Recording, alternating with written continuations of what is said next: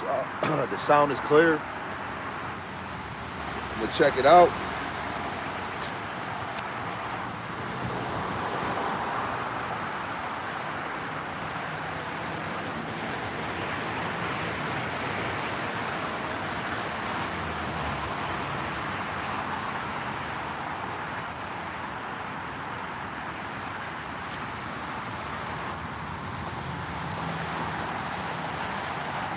Shalom, shalom, shalom.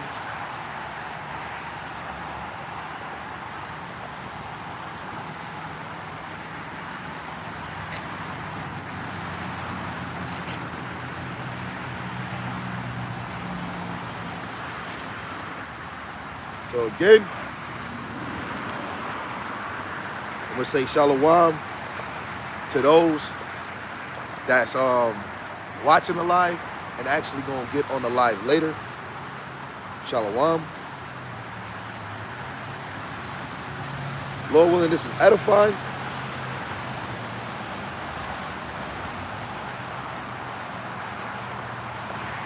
And straight to the point.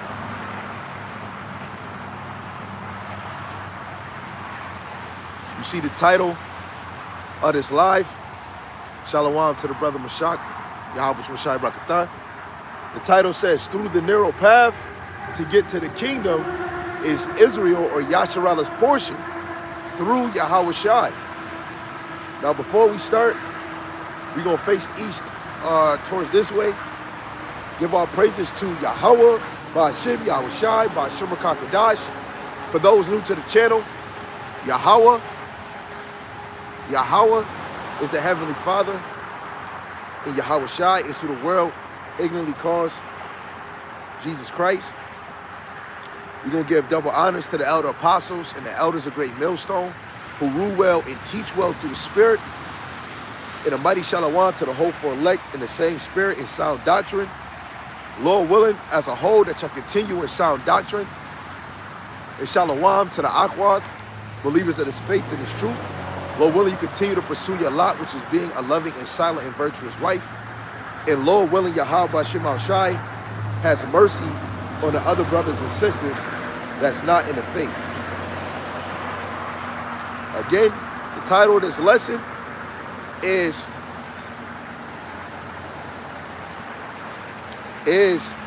Through the Narrow Path to Get to the Kingdom. Yasharallah, Israel's portion through Yahawashi. The brother said you was in my dream yesterday. You was over here in London kicking it with the Akia. Oh, snap. Come on, man. Don't get me excited, man. You know? That's fire. Come on, man. You sure it was me? You sure it wasn't Denzel? Come on, man. That's beautiful. Especially when it's a dream. When it's a dream laboring with the Akia. You know? So I want to read this real quick because of when I might be reading a lot from my phone. Now I might get extra precepts and get my physical Bible, but just so it could be quick. So this vision we're about to go into in the book of 2nd Esdras, the 7th chapter. Oh, that's fire. Call Allah Yahweh Shim Yahushai, Bashir Kakadash. That's probably one of the best news outside of Donald Trump talking about peace treaty. And right after he signed the peace treaty or the executive order, Hamas went out and said that they was about to go get some hostages in Israel. So that's some great news, man. You know, I screenshot that, you know, to tell to show the IQ. But this vision given to Ezra reveals a deep mystery. The path to the kingdom of heaven is not easy or broad, but narrow and full of dangers. Before Yasharallah receives the inheritance promise, they must first pass through tribulation and walk faithfully through the fire and water, the test of this life. So Lord willing, this lesson is going to show that the narrow path represents journey of faith. You know, people say, y'all faith thumpers. Yes, we are. You know, because this ministry is based off faith. If you believe in the law, that this law can get you in order, that is holy, you have to believe, you have to have faith that this law is right, or this law is holy. Faith goes a long way, a long measure, okay? So it's endurance, it's obedience, leading to rulership in the kingdom of Yahawashi. Because if we're not being obedient, laying ourselves down as a living sacrifice to the purpose of Yahawashi, we're not going to benefit in Yahawashi kingdom, you know? So I'm going to actually read 2nd Esdras chapter 7, verse 2 to 10, and Lord willing, we get to dissect the key points, you know, get a lesson out of it. So this 2nd Esdras chapter 7 and verse 2. And he said unto me, Up Esdras,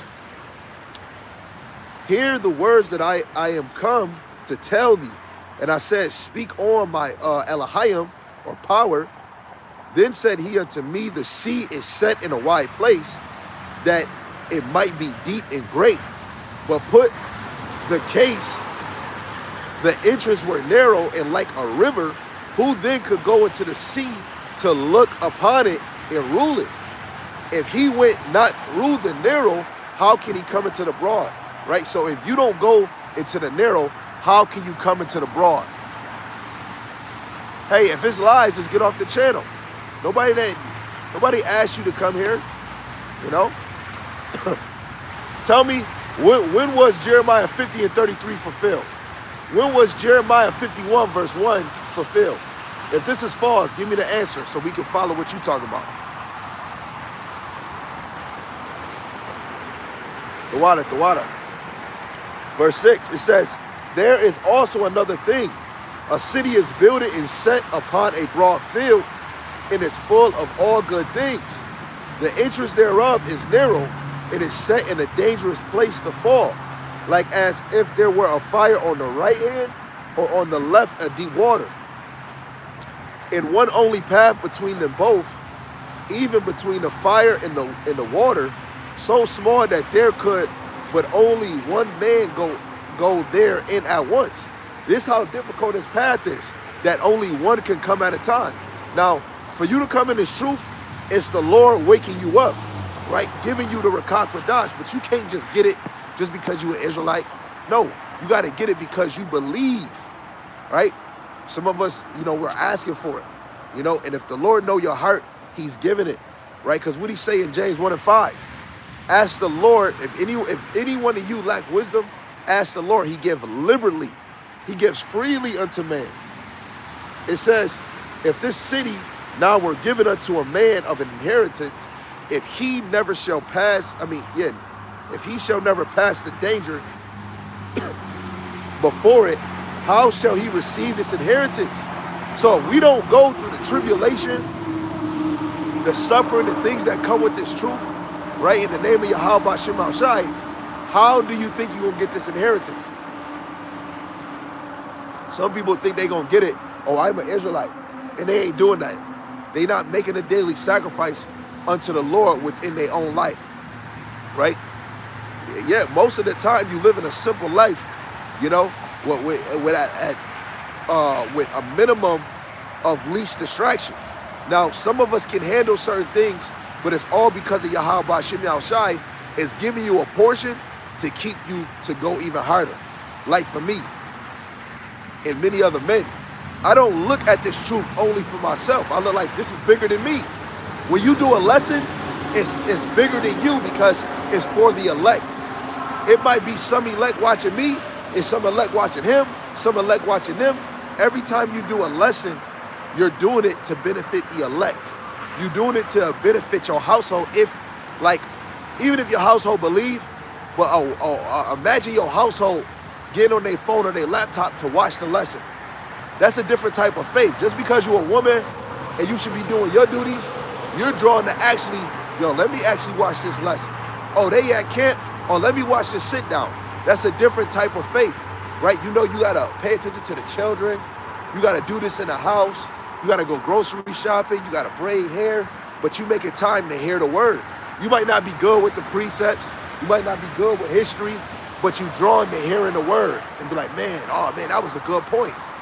Because these lessons is for the elect man, the elect lady, and the elect child. It's all about you believing and making change within yourself. Sometimes it's a tug of war, because that's what makes this dangerous. Fighting with the flesh, then the spirit. Sometimes the Lord would test a woman, right? You could be by yourself. You could have a man and there's another woman coming in the picture, maybe another one. But is you using that to go even harder? Is you using that to be an example for this sister? This thing come with trials. Sometimes the Lord hits you with a speed bump out of nowhere. What you gonna do? Stop? But the only direction is straight. You gonna keep moving, because that's just an obstacle. Maybe these obstacles is to make you stronger. That's why I said fire on the right, water on the left, right? These things is, I don't want to fall. So you walking on that daredevil tightrope, and you trying to do every step at a time, but you're not letting the wind, like Peter, when the wind came and he seen the waves, his faith start to deteriorate. You know what's going to come in this truth. Don't be distracted by the things that happen around you in this faith. Just know that it comes with it, right? The last verse, it says, and I said, it is so, Lord. Then said he unto me, even so also is Yasharellah's portion. The portion that you have is through a difficult path. Like, if you want the kingdom, you got to go through this. I'm a Hebrew Israelite. I know these precepts. That's cool. But do you have the longevity to make it on the other side? Like, I'm in Buffalo, New York. In the falls, they do this daredevil tightrope where somebody will walk on Buffalo side on a tightrope to get to Canada through the falls. Do you have the ability to not to focus on the fall, the water, the wind, the birds, the animals? It might be a bird that land right on the rope. Are you going to stay focused and still walk through it and get it? And while you're doing the walk, call Allah Yahawashi Yahawashi, watch my next step, right? The brother, Shak, he put Sirach chapter 2, verse 1 and 2 in the GNT. It says, my children, if you are going to serve Yahweh Ba'Shem Yahushai, be prepared for times when you will be put to the test. Be sincere and determined. Keep calm when trouble comes. Come on.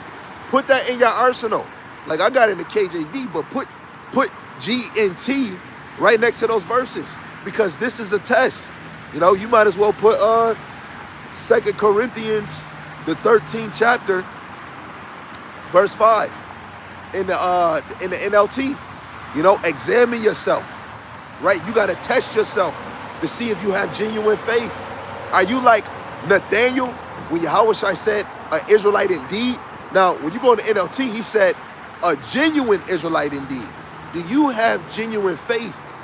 When obstacles come and you like, dang, I only wanted to be me, right? You see other brothers coming in the camp. Whose brother's more fluential when it comes to teaching? You like, damn, man, he teaching better than me. He got a better fire, right? Does that deteriorate you? No, you got to use that to motivate you, right? When I have other children, I want the children to be motivated of another child. If I tell a child, yo, this is my favorite, guess what? If you the oldest, you got to look like, ain't nobody the oldest. I'm the oldest. I stand out. Now you got to look like, dang, I'm the role model for everybody underneath me. You have a different role. Stop paying attention to what somebody else got. Pay attention to what you got, and then be a motivation to somebody else on what they got. Come on, man. It's just like when a man get a woman, he gets settled. Hey, he might be attracted to a woman, but the Lord might bring a woman to him. Guess what? Instead of you getting in your bit feeling sister, part of the obstacle, what is you gonna do? You about to build that sister? Is you about to learn something from her so you can be sharp? Hey, it's a domino effect, because we're trying to get in the kingdom. Somebody might need you. You might need them. The Lord might use you to build them up. You got to know this truth is for the elect. Anybody come in your life that want to hear this truth, you got to think the elect, the elect, the elect. Okay? Your job, you got to look at that as a form of discipline that you applying at work. When you get out of work, you get to apply that discipline within your life, right? The brother put Sirach 2 and 3 in the GNT. Stay with Yahawashi and never abandon him, and you will be prosperous at the end of your days, right? You're going to be never abandon the Lord. Don't forsake him, right? Let me get a precept, because that brother, he's showing something. Let's go to Jeremiah 32. This is what our forefathers did. Jeremiah 32, verse 33, it says, they have turned unto me the back and not the face. Though I taught them rising up early and teaching them, yet they have not hearkened to receive instruction. The Lord was raising up Jeremiah early to go teach his word, and they turning the back. And when you was doing it to the prophets, his true messengers, you was doing it unto the Lord, because it's the Lord abiding in the men of the Lord, right? When we do these lessons, especially if it's going to sound doctrine, 100% truth, you're not doing for your own vainglory. The Lord is really teaching through you.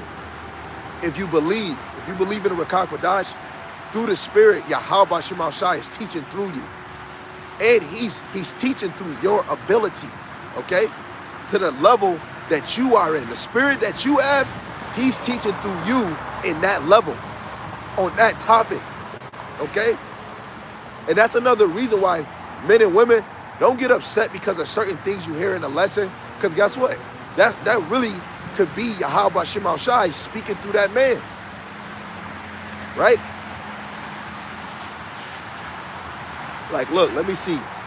Let me get this, let me go back to that.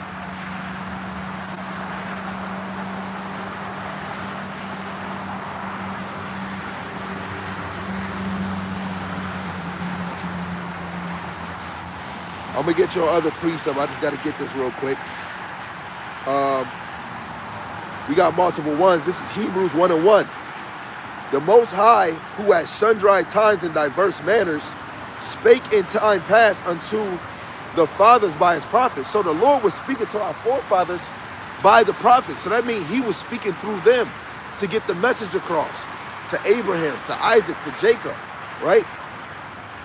Let's see if we can get another one. Salaki. Let me see if we can get another one.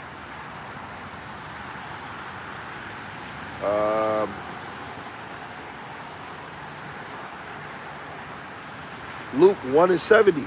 As he spake by the mouth of his holy prophets, which have been since the world began. When you get the Rakak Wadash come in the name of Yahawashi. That comforter is coming in his name. So that comforter is actually teaching or speaking through you to edify the sheep. That's the Lord speaking through you, right? This is why your lesson ain't your lesson. The Lord give you these titles. The Lord give you these thoughts. This lesson is inspired by the conversation I had with Yarmayan, even though I was listening to other lessons. But he said this path to the kingdom, is a difficult path. And he was quoting what Pastor Gabar said. I'm like, dang. I kept thinking about that all night, even though I was watching these videos. I was scrolling on TikTok. I said, yo, I think I might be doing camp on 2nd Esdras, the 7th chapter. I got inspired by it because this is difficult, right? I leave work yesterday, my throat start being stacked because I'm all working around dust. And I'm like, damn, I know I ain't about to fucking get sick, right? Then the children, I don't like that, man. But guess what?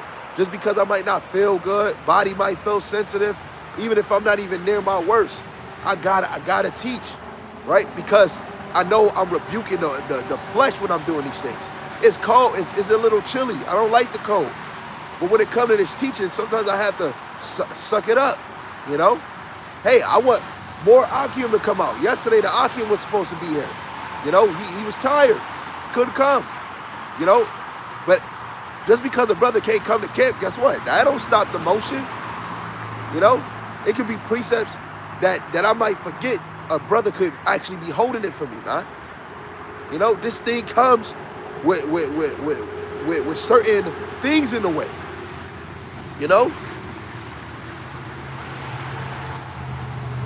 It's a whole lot, man. Shoot, you want to do a lesson in the house? You got the kids making noise in the background. Then when everybody separate and scatter like roaches, you still out of nowhere, you hear somebody allow a baby to walk out of a room and then it's all in the video, and later on, I'm sorry. Hey, it is what it is, man. You know, half the time, even when you want to do a lesson in your house, you can't really, you can read, you can get all that focus, but then you got somebody in there playing the game. It's obstacles in this thing, man. You know, what they say in Hustle and Flow, it's hard out here for a pimp. Man, it's hard out here for a prophet, man. It's hard out here for a man of the Lord. You know, let alone of you that believe. You battle in the flesh, plagues of the mind, right? You have moments like when you look, you doing all this work, my back hurt, and you didn't even read. We make so many excuses being in this flesh. You know, my back got a little tinkle in the inside. My feet, I've been up for 12 hours on these feet and they hurt. But now that I'm teaching, they numb. They're not bothering me. But I cannot complain because I know the Lord is using me to feed the sheep. So I gotta suffer in this thing. Acts 14, which we might be bringing out. Paul, this man got stoned and got back up to go getting stoned, knotted up, going to teach the word of Yahawashi. Do you think you would get up, somebody stoning you? Like right now, you getting stoned. People driving past, they throwing fucking rocks at you. You think you will be able to do this, Mr. Tough Guy? Still teach? You know, people scoffing you, looking at you a funny way. Come on, man. This is Acts chapter 3, verse 21. Whom the heaven must receive until the times of restitution of all things which the Most High have spoken by the mouth of all his holy prophets since the world began. The Lord is always speaking through his prophets. It's not you, bro. You ain't do this lesson. Apostle Tahar, everything that he brought forth, even if brothers slipped the tongue and they correct it, it's all Yahawashi. For brothers to be confident saying 100% truth, it's all Yahawashi. You know? We in a different time where we got the whole conclusion from Genesis to 2 Maccabees, Genesis to Revelation is out here. The Lord is putting the spirit on men to be confident, saying, I'm teaching 100% truth. I'm following the men of the Lord that's bringing forth the 100% truth. I can prove it. Let's go. Let's do this lesson. Hey, each day, pay attention to the page. When we go into this lesson, this is part of 100% truth. When we go into the name, 100% truth. When we go into the 12 tribes scattered abroad, 100% truth. When we go into the 12 tribe church, 100% truth. When we go into salvation only for Israel, 100% truth. Right? When we go into the middle of the Lord is the head of this thing. Oh, wait, we about to go into 100% truth. When we go into you women, the role that you play, we about to teach 100% truth. When we go into polygyny, we gonna show you 100% truth. It's not just, because you're in slavery, you can't. It's not just only because of the kingdom, right? It's not, It's not expedient for every man. Some men don't got the attention. Some men can't deal with multiple personalities. Some can. Some can. Guess what? 100% truth. You know? The Lord is speaking through the men. Let's get another one.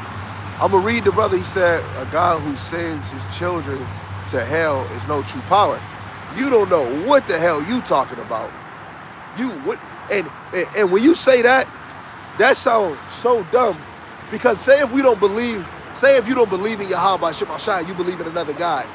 That damn God you believe in allowed millions of people to be massacred. Idiot. People make themselves sound even more dumb. You believe in another God. That same God allowed children to be massacred, tortured, men butt broke. So where was your power at? You sound dumb as hell. And again, Yahweh Shemashai is good and terrible. This is a story.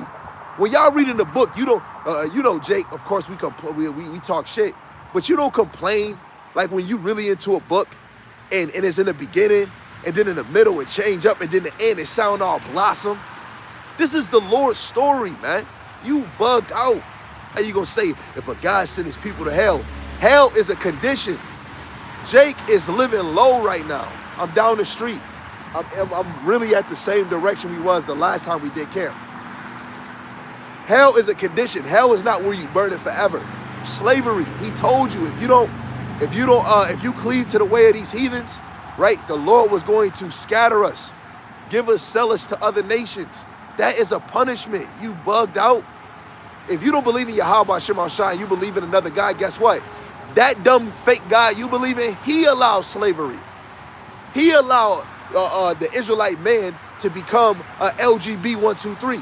He allowed our women to be defiled and be a baby mom or a baby mother, right? And have 2 baby fathers. Or the Lord allowed your women to be defiled and be touched by 3, 4, 5, 6 different men until she actually came in the damn truth. You know, man, that man don't know what God he served, man. Right? So let me read this, and I'm going to read the brother Rashad's precept. This Romans 16:25. Now to him that is of power to establish you according to my gospel, in the preaching of Yahawashi Mashiach, according to the revelation of the mystery, which was kept secret since the world began. That goes to Deuteronomy 29, verse 29. These secrets belong to Yahweh, and they're revealed unto us, for us and our children's children. Psalm 25:14, the secrets are revealed to them that fear the Lord. Amos 3:7, the Lord would do nothing but he revealed his secrets to the prophets. In order for you to know the mysteries of the scriptures, the prophet has to be sent. This is why you women got the easiest job. Why are you complaining about a man of the Lord? Anything he do or whatever he add on his house or his portion. You don't have to tell, you got wipe diapers, take care of children. What if a man had to do all of that? It's men out here. I know men pushing carts, changing diapers, working, still serving the Lord because they might be a single father. And I know right now it's brothers really doing lessons and they doing all of that. People don't know. People don't know this walk they in, man. The brother Kazak, he put the precept I wanted. 2 Corinthians 13:5. It says, examine yourselves to see if your faith is really genuine. Test yourselves. If you cannot tell that Yahawashi Mashiach is among you, it means you have failed the test. Right? If you cannot tell that Yahawashi Mashiach is among you, you have failed the test. Yo, that even go with Matthew 18:20. If 2 or 3 are gathered together in my name, I am there in the midst. Do you believe the Lord is there? If a brother by himself, do you believe the Lord is there? You know? If you believe the Lord is there, you got to sit. That is a prophet. Yo, look, I'm just saying. How can I, if I'm really seeing that Pastor Tahar, Elder Yashawamba, or Yaramayan is a prophet of the Lord, or Samuela, I got to come to these men correct because I know these are men of the Lord. I'm going to be held accountable how I talk to these men. Sometimes I might slip. I might think about it. Yo, I gotta fix that shit because the Lord could penalize me for how I'm speaking about the men of the Lord. So imagine you women, imagine you children, you not honoring your father when he say some shit, putting his foot down. Oh, I'm gonna do what I want. Guess what? Some not gonna be right. Right? When you really know, you learn from the men of the Lord, you appreciate them. You do certain things, right? Your submissiveness kicked in more. Oh, you know what? Hey, that's your add-on. Hey, look, hey, what you want me to be a sister? Oh, I'm a bill, right? You got to come different when you know what you signed up for. You got to know what you coming in when you see the men of the Lord. I have to know who Esau is. When I'm at work, I can't be stabbing Esau just because I know this truth. I got to be at peace with all men. I shouldn't be a damn demon at work because now I'm not going to be able to provide. You got to carry this wisdom, you know? Right now, this is my weapon. When I'm at work, nobody's saying Jesus, Lord, Yahawashi. Guess what? You put that aside. We're not in this thing to debate. We're only in this thing for the elect. This is the end time. You're only here for the elect. Why are you going back and forth with somebody? Why are you going back and forth with an Edomite, a Chinese, a Polish? Nah, man. Be in this thing for the elect. That's it. Clyde said, Shalom, 12 tribes is very significant. This past Monday, I was watching the Bears. Zedekiah is a receiver. His height is 5'5", interesting. Yeah. Okay.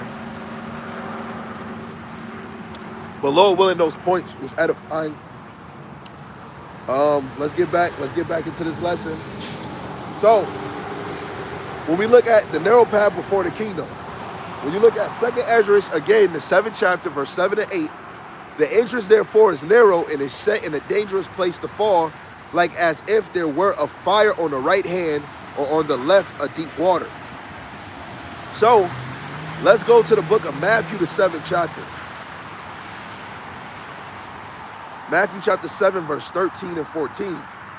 It says, enter ye in at the straight gate, for wide is the gate and broad is the way that leadeth to destruction, and many there be which go in thereat. Because straight is the gate and narrow is the way which leadeth unto life, and few there be that find it. So this path is leading us to Yahawashi, right? Because St. John 14 and 6, Yahawashi says, I am the truth, I am the truth, the way, and the life, right? In order to get to the Father, Yahawashi is the way. We should live how we should think, being obedient. He is the truth, which the truth is the word, right? St. John 17:17, sanctify them through thy word is truth, right? He is life, right? Guess what? Through Yahawashi, with that Rakakwadash, you become a quickening spirit, right? Made alive. St. John 6 and 63. Don't you want to be made alive, right? Made alive through Yahweh B'Shem Yahawashi by the Rakakwadash. Sometimes you feel it, sometimes you don't. Sometimes it's just a regular walk in the park, you know? The all-stirring feeling. You in the zone, you know? But again, narrow is the way, you know? And this narrow path has a lot of turns, and sometimes it's wobbly, but it's all for a great purpose. So we go into Acts, which through the Spirit, you know, we knew we was going to go here. Acts the 14th chapter, going to verse 22. You might start up a little bit.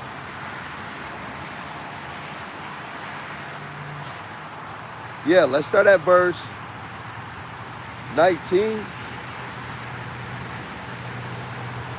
And I'm going to read this in the NLT. Acts 14 and 19 in the NLT, it says, then some Jews arrived from Antioch, from Iconium, and won the crowds to their side. They stoned Paul and dragged him out of the town, thinking he was dead. The nigga down, nigga dead. Oh, he dead, y'all. They stoned him for preaching his word. It says, but as the believers gathered around him, he got up and went back into the town. The next day he left with Barnabas and Debris.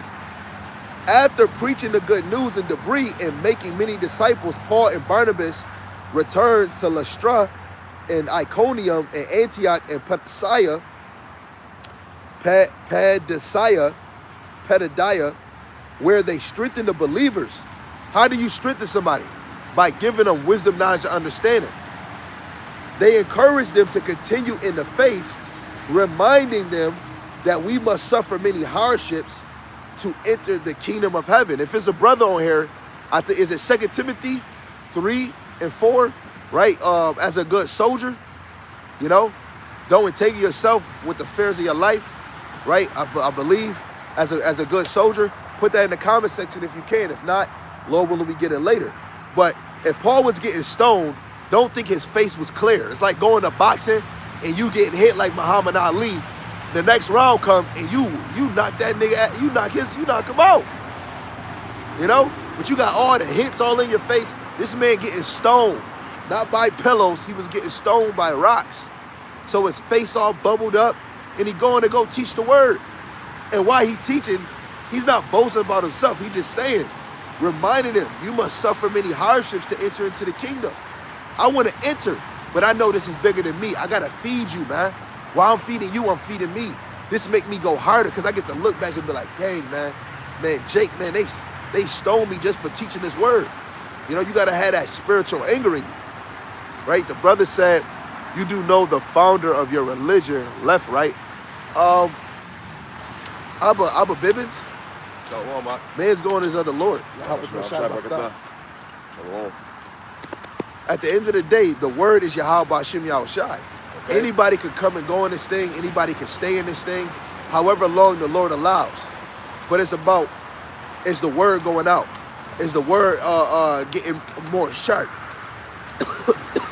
Because wasn't the Lord dealing with Adam? He had the breath of life. But then Eve went to go get knowledge from the left-hand side. That man, that nation, came back and gave it to Adam. The Lord kicked him off that holy land. But did that mean the truth stopped going out? Then Cain killed his brother Abel. Then guess what? He had that righteous son, in which the righteous bloodline through Seth came through his loins. Guess what? The truth continued. Wickedness grew. Then the Lord raised up Noah, and he destroyed all these people, but chose Noah. He walked with the Lord. He was teaching between that 100-year span. Guess what? After the children had their descendants, the truth kept going out through the earth. Still, false little lineup teaching went out, but people had to correct it. Sharper than sharp. And it just kept going and kept going. So what you saying, what boo-hoo? I know men that's still in wickedness and still don't got light in them. I know some. I'm a Hebrew Israelite, and that's all they know. But it's people as far as it go. Right, it's people that's actually putting work in. And before, people wasn't teaching about Jake as a speckled bird. Right? When Pastor Gabar came out saying Cornelius is an Israelite, then they start saying the Israelites are not, they don't just look like Negroes. They look like all different colors. Oh no, y'all bugged out, kicking them out the camp. But guess what? Now look at all the congregations teaching that Jake is a speckled bird. Who did that? And for the person that said this comment, Noah, you might have to change your name. How the Lord said he spoke through his prophets, man? Didn't Peter make a mistake?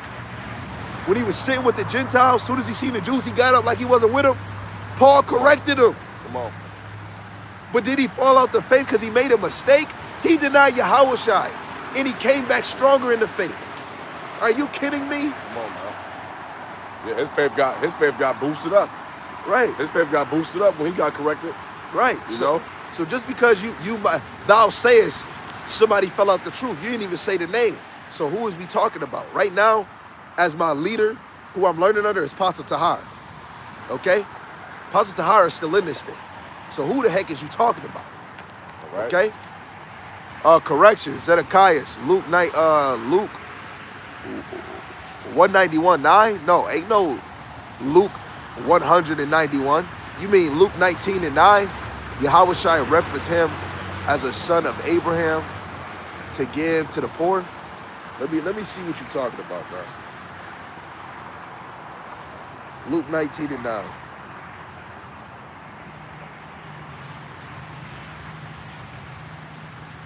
Yeah, I don't see Luke 19:9. Luke 19:9 is not. Oh, okay. Okay.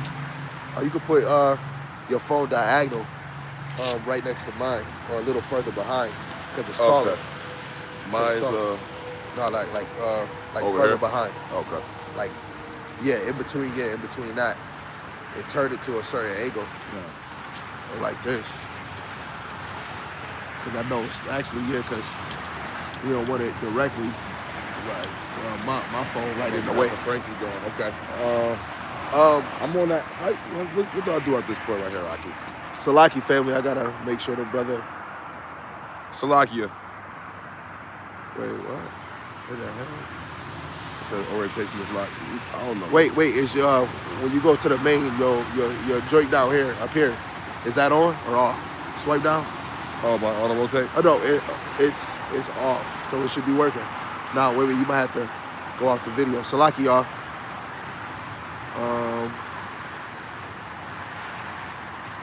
Wait, you already started the live? Yeah, I can end it. Oh yeah. Yeah, you could just end it. You want to do that before. So Okay. So when you do your live, as soon as you're about to do your live, when you click live, Yeah. you go to this screen and then hurry up and click the rotation joint. Okay. Yeah. Wait. Yeah, it's locked, so nobody ain't gonna see that. So you just click plus. Click the plus. Salaki. Salaki, y'all, we just trying to get this. Okay. You live? Okay, now click that now, and then you go there. Boom. Wait. Right there. See, now it's turned. You good. Nope, nope. Oh, go back? Okay. You turned it back. Okay. Let's see if, okay, now it's good. Good? Yeah. So now you can turn it sideways if you want. Yep. And now you good. So 1 to 10. I'll read it in the NLT, right? Because I believe me and my brothers were just talking about this. This is Luke chapter 19, verse 1. In the NLT, it says, Yahawashi entered into Jericho and made his way through the town. There was a man, their name's Zacchaeus. He was the chief tax collector in the region, and he had become very rich. He tried to get a look at Yahawashi. Shit's still giving me hell. It's all good. I'm gonna just record. I just can't seem to. It still gave me a little bit of hell right there. He tried to get a look at Yahawashi, but he was too short to see over the crowd. So he ran ahead and climbed a sycamore fig tree beside the road, for Yahawashi was going to pass that way. Then Yahawashi came by, and he looked up at Zacchaeus and called him by name, Zacchaeus. He said, quick, come down. I must be a guest at your home today. Zacchaeus quickly climbed down and took Yahawashi to his house in great excitement and joy, but the people were displeased. He was going to be a guest of a notorious sinner. They grumbled because he was a tax collector. Meanwhile, Zedekiah stood before the Lord and said, I will give half my wealth to the poor. The Lord, and if I have cheated people on their taxes, I will give them back 4 times as much.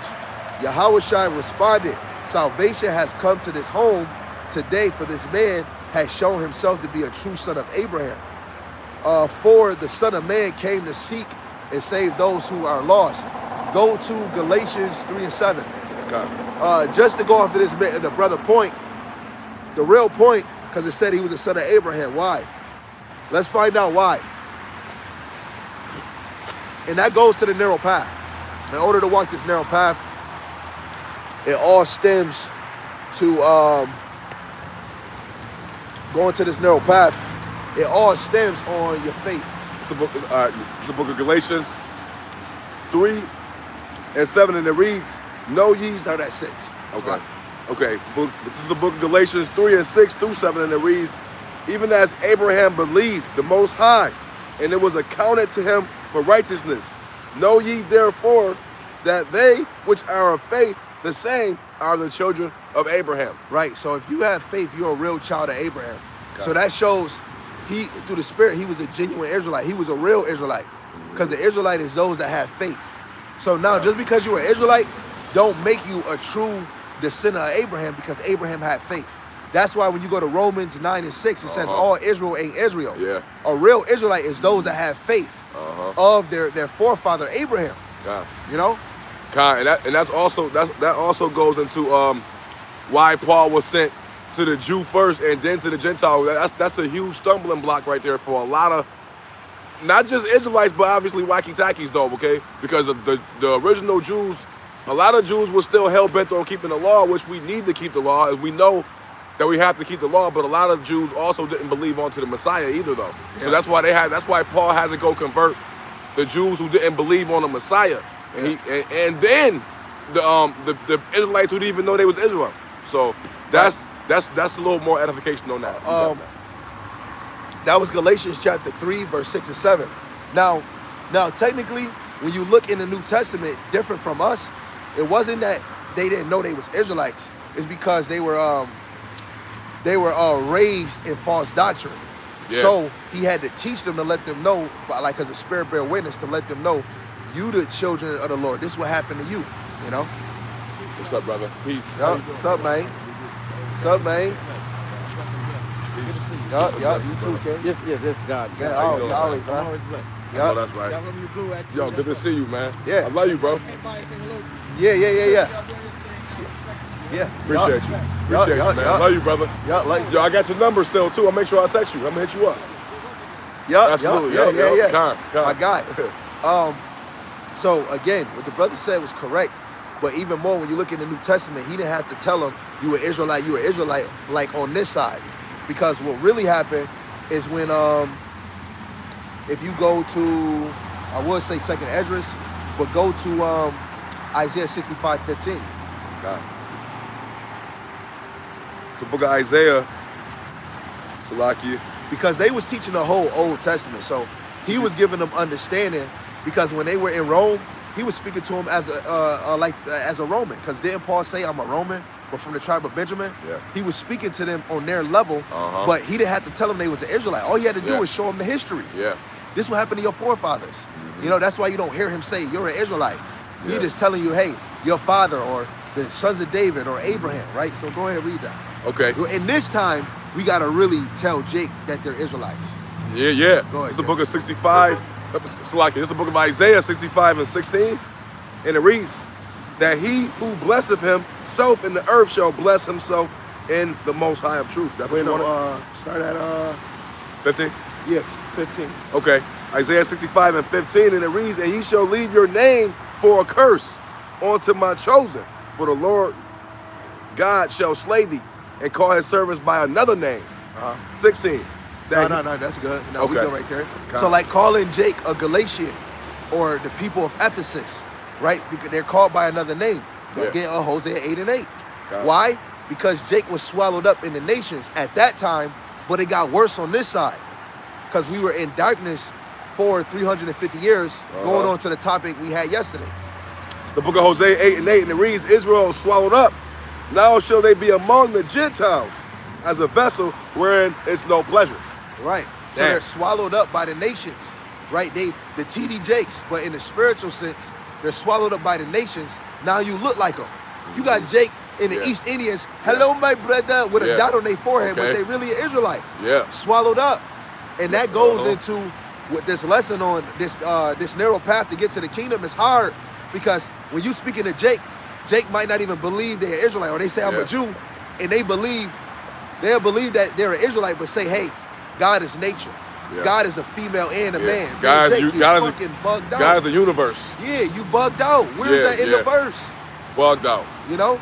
But that's the hard thing about it, where you teaching the dead, but then the more you grow in it, you know that it's of the elect. You got to ignore certain Jakes, like, he ain't going to get it. I'm going to go here. Sometimes we got to go to an area where we can actually edify, do a lesson, and speak to the wind.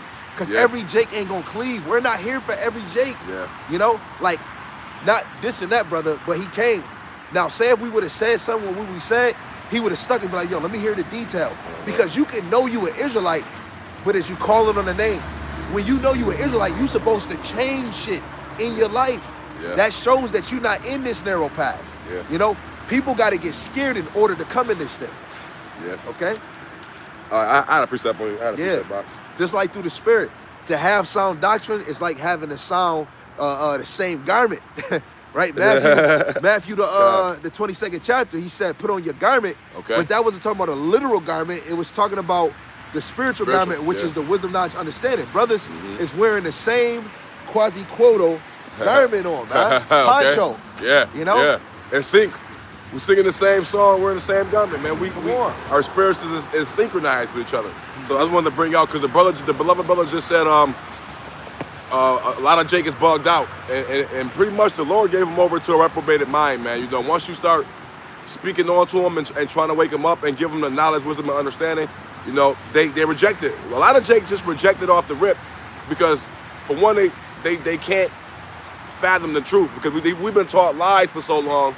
We've been Babylonianized for so long, and so much indoctrination has been just pushed down our throats over the centuries, over the years, that when the truth come out, the truth itself, it seemed like a lie. So the Lord really got to be dealing with you on this side. And I just wanted to grab this because the brother just has said that.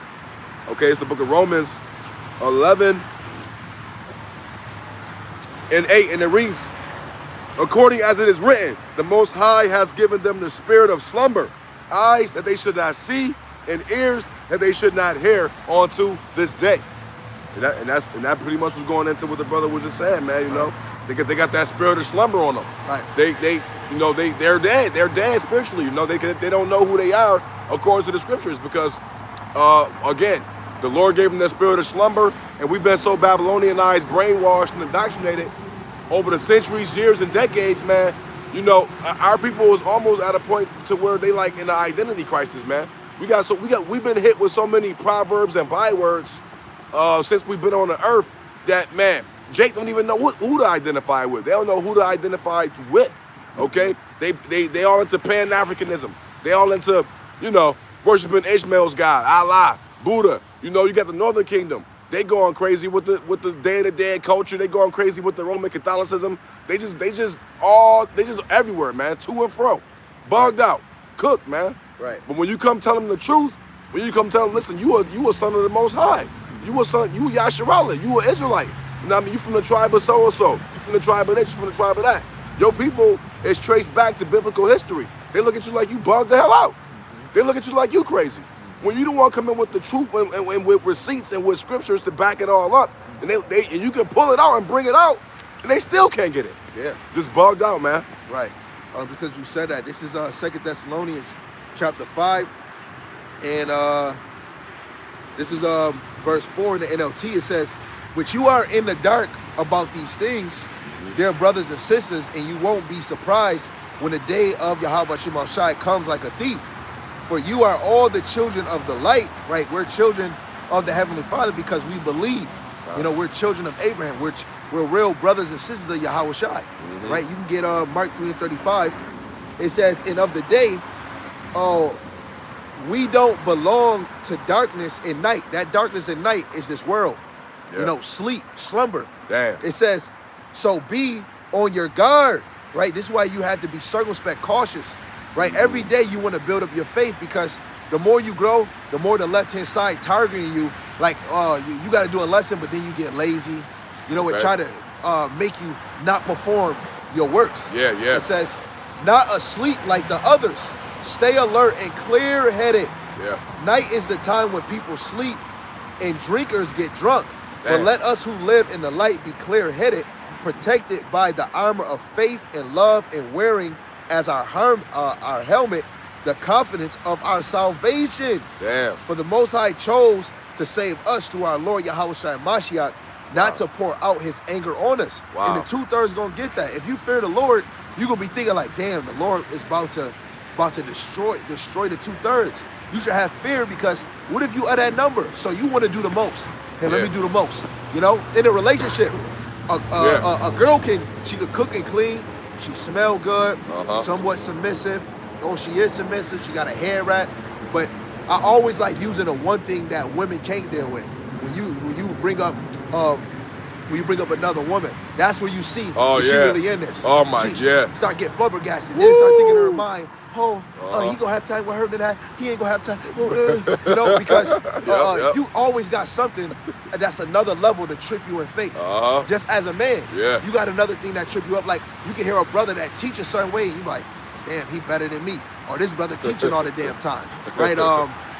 Be more active. Yup, your body, your health. Brothers working out, your health not good, right? You got a sickness. Maybe you work too many hours. Yeah. You might be doing less videos. Maybe you not doing videos. Everybody, the left-hand side knows certain things. That's your weakness. But the Lord say, be clear-minded, because he about to destroy shit. Man. Where your fear at? Yo, that's facts though, because you know what, I can speak from experience, man. A lot of sisters, they claim to be hard body into the truth or whatever like that, and they believe the scriptures. But as soon as you pull out certain scriptures, for perfect example, Isaiah 4:1, you start bringing that out, they don't like that.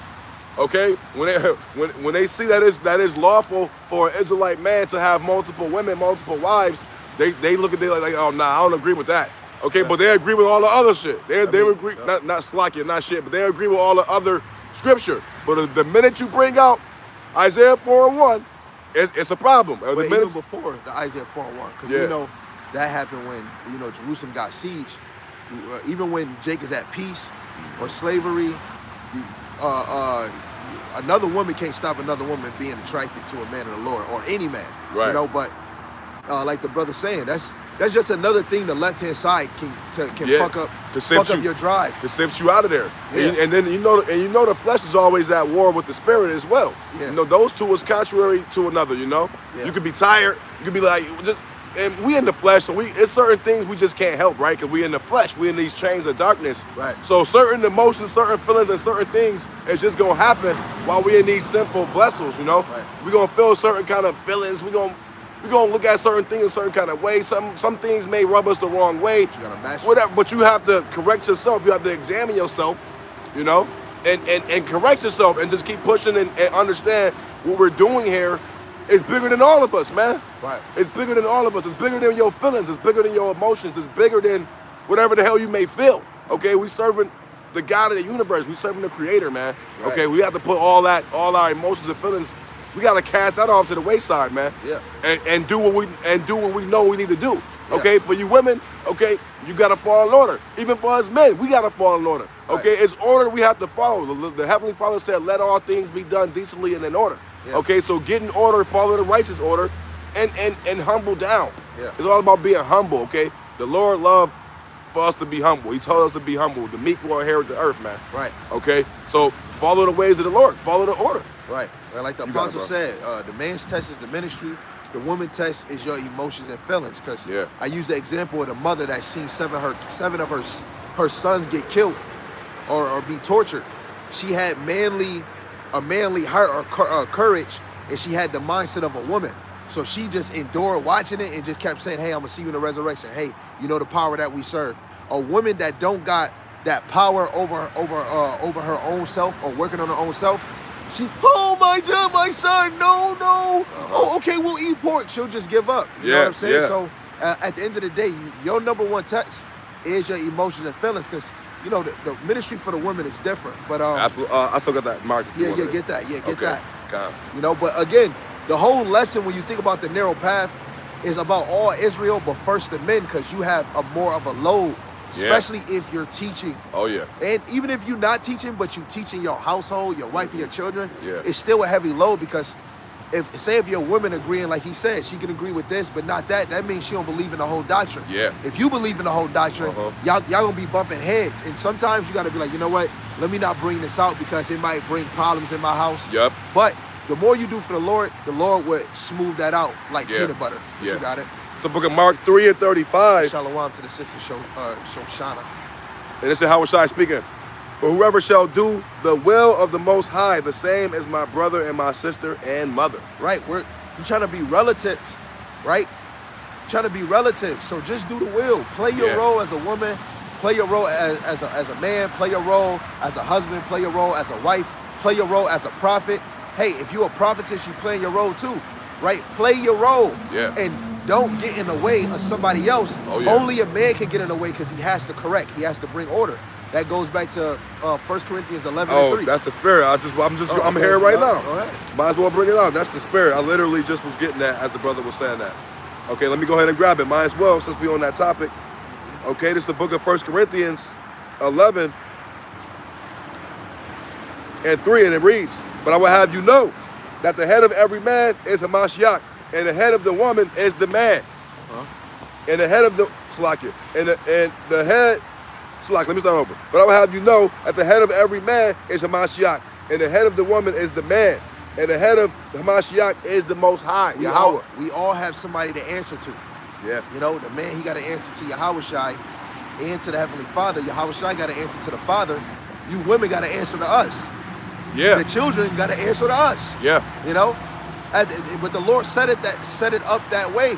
You know, and us men that love you, we love you on how we dwelling with you according to knowledge. Yeah. How we try to pursue the kingdom to make sure you get it. All that other stuff, that don't affect you at all. Yeah. Okay? Even if a man getting a job is taking all his time, but he's still teaching the word, guess what? If this still putting faith in the house and he's still providing, hey, don't get in the way. Don't get in the stress way. yourself, because you like what he said, this is a battle.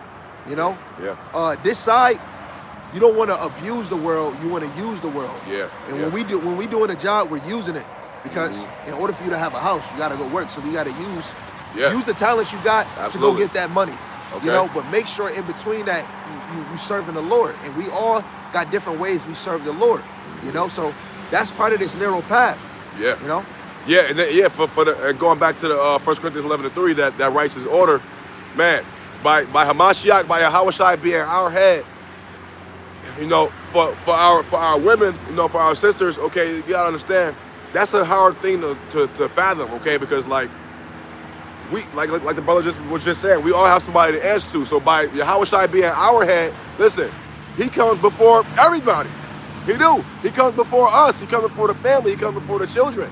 So it is a bigger load. It's a lot to take on. Okay, so by us serving Yahawashi, okay, this is why the Heavenly Father set up the righteous order for our women to be the helpmeet, okay? For y'all to be the helpmeet. Because we understand majority of the workload is on us already. We get that. We know we the man.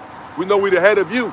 Okay, so we are going to take care of you, but we also have to first and foremost serve Yahawashi. We have to serve the Heavenly Father. So that's a huge workload. So this is why the Lord got y'all to be a helpmeet to us, okay? Because we're taking care of you, we're taking care of the family, we're taking care of the household, but also the top priority is to always take care of the Lord's ministry, okay, and serve them. Right. So that's a huge, that's mental, spiritual, and physical workload that you women can't even fathom. It is not to sound high and mighty, but it is what it is. You know, you know how much of our mental and our mind and our hearts gotta be glued onto Yahawashi, glued onto the scriptures. We're constantly meditating. We're constantly figuring out ways to serve Yahawashi better. On top of taking care of the household, taking care of the family, that is a workload that not even some men can do all of that. Yeah. Okay, not even all men can take on this workload. So just if you can, like the brother was saying, you know, just do your best to serve the Lord in the way you're supposed to serve him, okay? If it's by serving your husband, okay, that's how you serve the Lord. Make it easier on your husband. Okay, just serve him, do the best you can, especially if he's doing everything he's supposed to do, okay, on his part, and he playing his role to the best of his abilities. You got it, bro. We're going to go back into the topic, but get Isaiah 43:2. I'm going to read this verse and this point. But to close out at that point too, really on this side, you women are really on this side just to soothe a man. You know, if a child comes, you bearing a child, but your number one thing is to soothe. Yeah. You know, it's nurture. Safe. And it could be a time where he might not need you to soothe. Maybe he might have somebody else to soothe, but that your job is still there, especially when there's children involved. You know, at the end of the day, is you still pleasant? Is you a damn demon? Right? Is you still calm? Is you still calm? Do you wait your turn? Are you patient? Right? When that time comes, let it all out. Wait, what she say?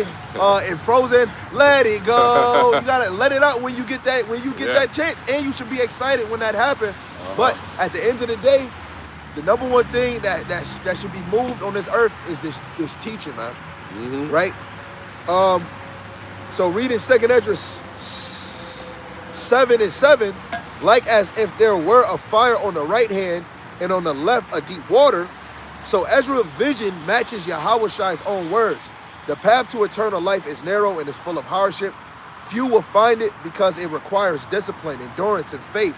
The broad way is the easy life of sin that leads to destruction. Oh yeah. So only the elect will walk in a narrow path. Get that Isaiah 43:2. God. You know, so just for you coming in this faith, for you brothers and you sisters, this is something you want to be thankful, like in 1 Thessalonians. Oh, man. Give thanks unto the Lord. Everything, man, for this truth. That's why prayer is something you, like, man, give them 2 minutes. Give them 60 seconds. Give them 10 minutes if you got to. Go tell them thank you.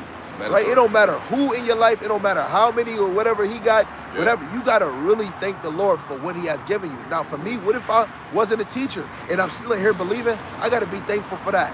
Yeah. You know? What if I just came to truth? I got to be thankful for that. You know, it don't matter however long you still in this, thankful for longevity, you know, and asking for many more until he makes the famine of the word, you know. We got to give him thanks every time, man. It's a blessing to have this truth. It's a blessing to be able to digest and receive this truth, man, because as we can see, a lot of Israel can't do it, man. They can't fathom it. They can't grasp it. Yeah. Even if they know they Israel, that's the beginning part of it. That's literally the beginning. That's the beginning stages. It's so much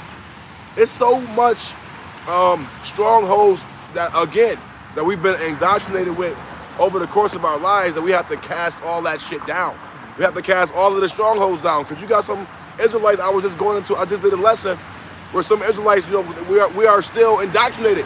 So we have to still cast, because some Israelites, okay, they come into the truth, but they still holding on to Greek mythology. They still holding on to hell. They still holding on to Catholicism and Greek mythologies and ideologies, man.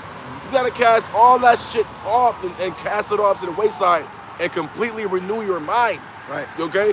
This is the Lord told us to repent and be converted and completely renew our mind. But I'm gonna go ahead and grab what the brother wanted. Hey, that's why what the lessons is.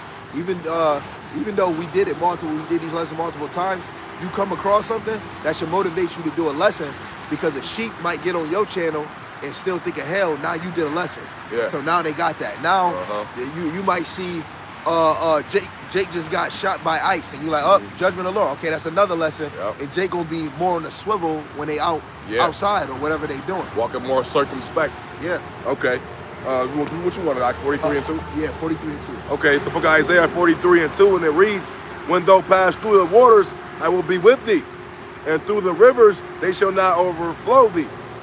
When those walkest through the fire, those shall not be burned, neither shall the Salakia.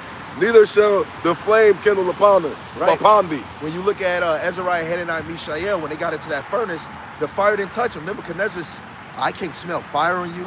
Your clothes is not destroyed. Yeah. Right? So in this walk, this trial walk that we got, you're not, you get a little affliction, but those is the bruises. Like when people go to war, they say, look at my war scar. Look at my war scar. You have war scars for Yahawashi Yahawashi. Okay. Now, I know sisters, I don't have that. I mean, your ministry is a little different, but you're in this thing. Yeah. The men is taking all the beating. That's why you women should be, yes. Yeah. I'm glad I'm not a man. Okay. Because guess what? It's men out here that got their children all the damn time. They paying child support and they gotta work. Now they gotta watch their children. Oh, then they gotta feed this, then they gotta feed this, and they gotta do lessons. There's brothers that's not complaining on that. But women, I gotta do this. I gotta cook and clean. Oh, my back hurt. I'm tired. Oh man, I need a break. But guess what? When can a man have a break? Even when you sleeping, half the time you wake up out your sleep and like, man, I want to go back to sleep, and you can't. Then you just do a lesson. Yeah. I can't even complain, even for myself. Because then if I complain, I feel like I'm gonna motivate somebody else to complain about their shit. Right. We gotta just keep freaking pushing. The more you occupy, the more you just like, man, it's meant to happen. You know what? Let me keep moving. Okay. You know what? Let me keep moving. And the Lord got us set up like that. The Lord got us set up like that. When y'all get out y'all order and try to take on the roles of a man, do what the man do, y'all break down.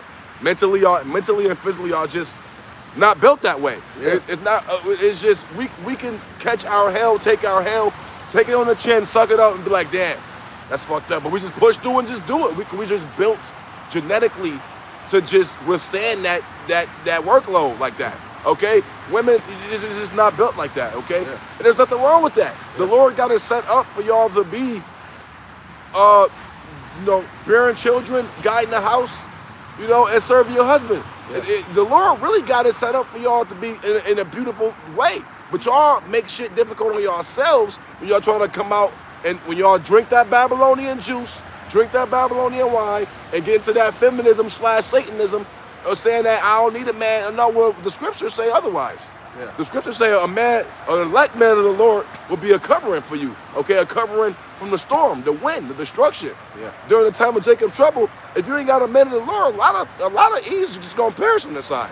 Right. We're seeing it happen. We're seeing Eve getting trodden down as the mire of the street. Okay, we just seen ICE agents literally beating up an Eve, slamming her on the ground, punching her up, roughing her up, beating her up. Okay, and what happened? Nobody was there to save her. Okay, even if she had a man of the Lord, he could have just jumped in and took it for her. I don't want to get off the point, but I'm just saying that's where we just saying that. I said all I had to say.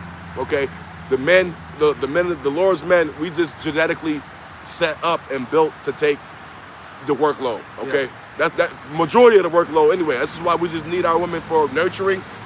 Okay, and sometimes you women can motivate us too, nurture us and just help us. Right. We got majority of the workload. We got 85-90% of it. We just need y'all to come through and just nurture us up, soothe us up. Okay, serve us. Okay, we really did. It don't take much to keep us happy, man. Because we logic. It's just logical. Get on 1 Peter chapter 4, verse 12 and 13. We logical, but guess what? Both sexes need it. You important. The man is important. It's just a man has a more important role you know, through the Spirit and power of Yahweh Bashim Yahawashi. God. You know, and that's basically plain. But again, going in this narrow path, the Lord has given us tools to be able to overcome those things, spiritually, mentally, and of course physically. Yeah. But then you have to know, like when brothers come in this truth, the number one thing that we got is the brotherhood. Like sometimes I can go to my brothers and have a way deeper conversation than in my household because that brother give me multiple precepts. I'm not gonna sit here and just hear multiple precepts. But for you sisters, y'all don't have a brotherhood like us. This is like the Muslim dude when she said, "Oh, I need to get some friends," and he thinking like she was about to get friends in the world. He got him another wife. He said, "Oh, that's your friend," because you get friends in the world. Now you bringing that spirit in the household. So in the same time, I might not be in your face all the time. Half the time, I'm not gonna have the conversations women having. Oh, my nail. Oh, this soap opera. So guess what? We gonna have another sister here. Y'all can talk about all that. Guess what? I'm gonna love her. I'm gonna love you. Right? Guess what? You wanna go to the park and you know I gotta go do a lesson. I might not want to go to the park. Guess what? Your sister might want to go to the park. Maybe she might want to go out to eat. I might not have a desire to go out to eat. Don't get boo-hoo. Oh, you're boring. Guess what? In the ancient world, ain't no let's go out to dinner. I'm about to go make you a meal. So on this side, sometimes the Lord gives us certain things to give us the motivation, like he was saying. I was just adding on to that. But let's stay on to that point. First Peter's chapter 4, verse 12 and 13. Okay. Con. 4 and 13? First Peter chapter 4, verse 12 and 13. Okay, come. Okay. The book of First Peter 4 and 12, 13. And it reads, Beloved, think it not strange concerning the fiery trial, which is to try you, as through some strange thing happened unto you. But rejoice inasmuch as ye are partakers of Mashiach's suffering, that when his glory shall be revealed, ye may be glad also with exceeding joy. Now, us coming in this faith, beautiful. The affliction of teaching this word, women, you got to deal with it. Your husband outside looking like a dang fool for the Lord. That's 1 Corinthians. 1 Corinthians, you got 1 Corinthians 1 and 1 Corinthians 4. We fools for Hamashiach. Guess what? Your man is outside. Maybe it's a man that a woman has a interest for. He on the highways and byways, looking like a fool. You cleaving to that understanding, guess what? You a fool too, you know? He on the corner, people throwing rocks at him. It's not for you to get in the car and say, oh, they throwing stones at. No, you gotta get angry, have that spiritual anger, like, yo, look how he enduring. Guess what? One of those stones was meant for your ass too, your children, right? Because when you go to 2nd Ezra, the 16th chapter, they're going to afflict those that fear the Lord. You a part of it because you're under your head, man. But it's really about attacking the man. Because what did the serpent do? Yeah, he went to the woman, but it was really going to affect the man. Because did Eve keep it to herself? No, Adam, look what I learned. And then brought the bullshit to him, and then he devoured this wicked wisdom. Now he's like God, knowing wickedness when he already knew righteousness. So if Adam would have said, hell no, man, girl, didn't I tell you? Smacked her and be like, and then now she are feeling a certain way. But that's how the serpent knew. If I get the girl, I can get the man. That part. You know, so that's what the enemy want, you know? As soon as the man is afflicted, you women that believe in this faith, being single or not single, you truly believe in the Lord, that's part of your suffering. Like, man, I believe in this. Brothers wearing garments, I believe that Yahawashi black. I believe that we only get salvation. Yo, that, we gotta have the confidence to go teach, but you gotta sit there and really believe. Your family might argue you and say, hey man, you still believe in that? You part of a cult. You gotta think of slick words. Yeah, I'm part of a culture. You gotta come up with slick words, but when the man getting afflicted, you getting afflicted. It's like you. The scriptures, like the beloved brother was just saying, we are made fools for the sake of Yahawashi's will, right?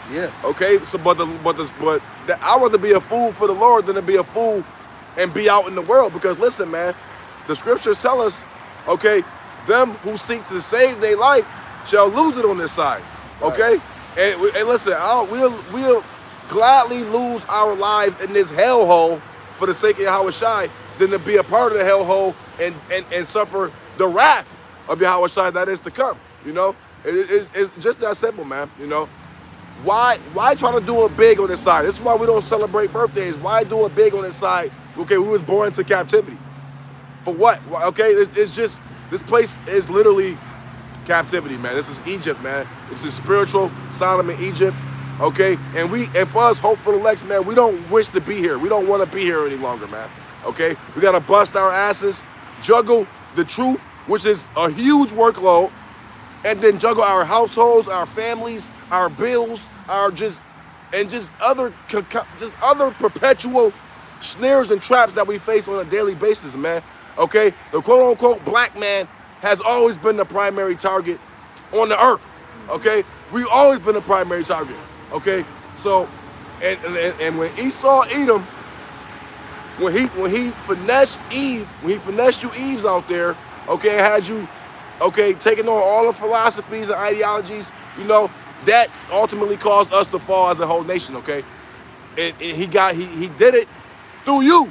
It is what it is, man. And that's another thing. That's another hard pill. That's, you know, Eve don't want to be swallowed. They hate the fact that we are in this situation ultimately because of Eve went off. You know, that's really how it happened. You know, and we all suffering the consequences because sin entered the earth through the woman, and through her we all die, man. And this is not to like put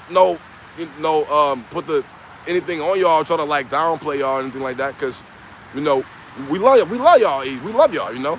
But it is what it is, man. It's the facts. It is what it is. We're not trying to put the blame on you or anything like that. But this is what happened, man. We all in the chain of darkness because of one man's sin, which was Adam. Adam is the head.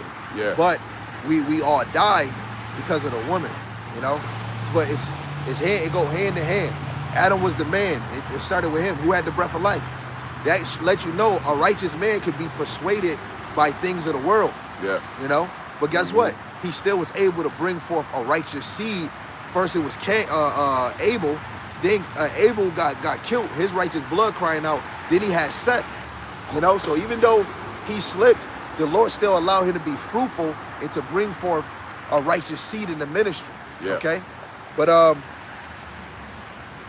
you can get 2nd Ezra chapter 8 verse 52 if you can. I'm gonna read this point, and then I'm gonna read 2nd Ezra 7-6.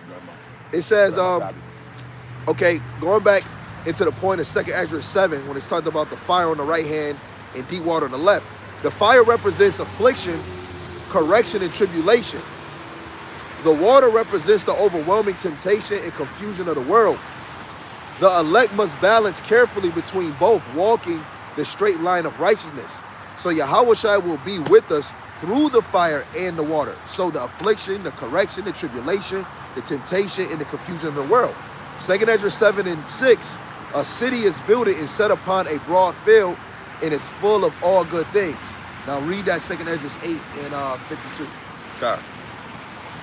Like I said in the comment section, if you edified, put a 1 in the chat. If you are not edified, put a 2 in the chat, and then leave on the way out. So 2nd Ezra, what you want? 8-52? Yeah, 8-52. Okay, it's the book of 2nd Ezra 8-52, and it reads, "For unto you is paradise open, the free of life is planted, the time to come is prepared." Come on. Plenteousness is made ready if plenteousness is made ready if a city is builded, and rest is allowed, ye perfect goodness and wisdom. Right, so when you look at all the things the Lord has said was going to happen, it said the time to come is prepared. So look, the famine of the word is already prepared because it was already written. It was said it was going to happen. Yeah. It's going to be fulfilled. The MOTB, it was said, prophesied, and it's going to be fulfilled. Jacob's trouble, it was said, multiple examples, it's going to be fulfilled. The kingdom was already spoken about, how the gold going to look, how you going to have your servants, your nations. Guess what? Since it was already written and spoke about, it's already happened. It's just because we in this human flesh, you know, our time is a little slower than the Lord's. Yeah. Because 1,000 years is one day to the Lord. It's just one day. And one day is 1,000. So it's like our time moving slow, but it's already done. We're already in the kingdom because Ezra's seen those that was getting crowned. That means he's seen the elect already. Yeah. And he's seen himself, even though he didn't say, I see myself, because that's in reincarnation. So he didn't know what he looked like. So he was able to see the finished result. Yeah. So it's already prepared for us. This is why we're happy, you know. If you want, you can get Luke 12:32. I'll get Isaiah 60 and 21. I'll get that one first. This is Isaiah chapter 60 in verse 21. And this is what it reads. It says, I'll start at 20. It says, the sun shall no more go down, neither shall thy moon withdraw itself. This doesn't mean ain't gonna be no more sun or no more moon. For Yahweh shall be thy everlasting light. In the days of thy mourning shall be ended. Thy people also shall be righteous, and they shall inherit the land forever. The branch of my planting, the work of my hands, that I may be glorified, right? We're going to be in glorified form, right? Our kingdom is going to be illuminated with pure gold from Euphrates all the way to the Nile. That's bigger than the state of Israel. Just the area where the 12 tribes is at, our land was bigger than that. But we're going to fully get that land in the kingdom, man. Yeah, in the whole world, man. The whole earth. Man. The whole earth. We're going to have dominion over the whole earth. We're going to have rulership over the whole earth, man. We're going to have the Holy Land in that glorified state. Our body's going to be in the glorified state. We're going to have spiritual powers. I don't know if I would be of those numbers that get it. But, man, we're going to be traveling not just on this earth, but in different planets too, man. I believe it. We're going to be all over the place. We're going to be on Mars. I'm going to link up with the brother Gabar, on Saturn. Do you believe? Okay? That's a beautiful thing, okay? And like the brother was just saying, I just want to touch a point on, he just said that something as if it's already set up. The kingdom of heaven is already being established on earth as it is in heaven, man. It's like the Lord is doing it through the Spirit, though. Yeah. He's doing it through the Spirit, okay? He's establishing the house of David through the Spirit, okay? He's building up the temple, man. It's happening. Listen, the kingdom of heaven is already within us already. Yeah. Okay, spiritually, we already in the kingdom, spiritually. But when Yahawashi return, that's when the physical manifestation of it will come into fruition, man. For the vision is yet for an appointed time. Yeah. But it will speak, and it's happening. The scriptures are speaking, the prophecy is speaking, the elect is waking up, and this is one telltale reason why all these end time prophecies is jumping off the pages, man. Yeah. Because we can see the Lord's elect waking up. It's happening in real time. Clockwork. Okay. This last verse that you can read that. Okay. It says, a little one shall become 1,000, and a small one a strong nation. I, Yahweh, will hasten in it. I will hasten it in its time. Now, we're going to be able to enjoy our children. Even though we're going to have so many, your children might have to make a schedule. Hey, yo, dad, can I see you next week? Because you're going to have so many children. Yeah. Right? The wife's going to be in order. You're going to be gone. Guess what? She's not going to be complaining. She's going to be in more order, right? Dealing with the children, having her own servants. Ain't no, let me lay under you all day. Guess what? It's going to be a man saying, hey, you know what? I'm going to lay with you all day. We're going to just chill, right? Well, it's not going to be none of that. It's going to be back in straight order, and it's going to be pleasant. You having your daughter your wife not laying down, giving birth, or having an epidural. The baby going to come out and actually know who they is, have a glorified form. Your wife is going to be gordelicious, let alone, like what they say, sometimes the more children she has, she deteriorate, the beauty take away from her. And then the more old she get, now her body ain't the same. She started getting weak. In the kingdom, she going to be fire. It ain't going to be like that in the kingdom. You know, one of the biggest consequences for Eve drinking the juice, and eating the philosophies and being beguiled by Esau Edom was the painful birth. Okay, it's painful for Eve to give birth on this side, because that was one of her consequences for going off. Okay, but in the kingdom, that ain't gonna be like that. She's just gonna be just popping them out. Like Skittles. Okay, she's just gonna be just walking around, just poof. Oh, that's one baby right there. It's still gonna be the same in the law. Like when you have a son, you can't be touched for a certain time. Yeah. But at the end of the day, if it's saying a little one should become 1,000 and a one a strong nation, that may not just that's not just happen with one woman. Oh no, because you got to bear a child, wait for it to be delivered. Yeah, that man gonna be planting seeds like a gardener. Yes, I'm gonna plant a seed there. Then I'm gonna go over there. Then I'm about to go all the way to the other city over there. It's happening. And then come back. Hey, yo, love. It's happening. Hey, what you been doing? You want to go on a chariot ride? Let's go. Okay. Let's go to Planet Gabar, or let's go above the firmament real quick. Yeah. right? Come back and then she got another child. Wow. You know, and your servant's coming with you, right? Man. Lord willing, and then you come back and then you seeing your other wives, your other children, your other son, your other daughters. Then they get of a certain age, and you like, hey, yo, brother, hey, yo, mighty man, yo, my daughter of a certain age, hey, I think you should take her as a wife. Oh, she that's can happening. cook, she can clean, she got small kneecaps. Okay. You know what I'm saying? Her toes match. You know what I'm saying? Her name is Zusia.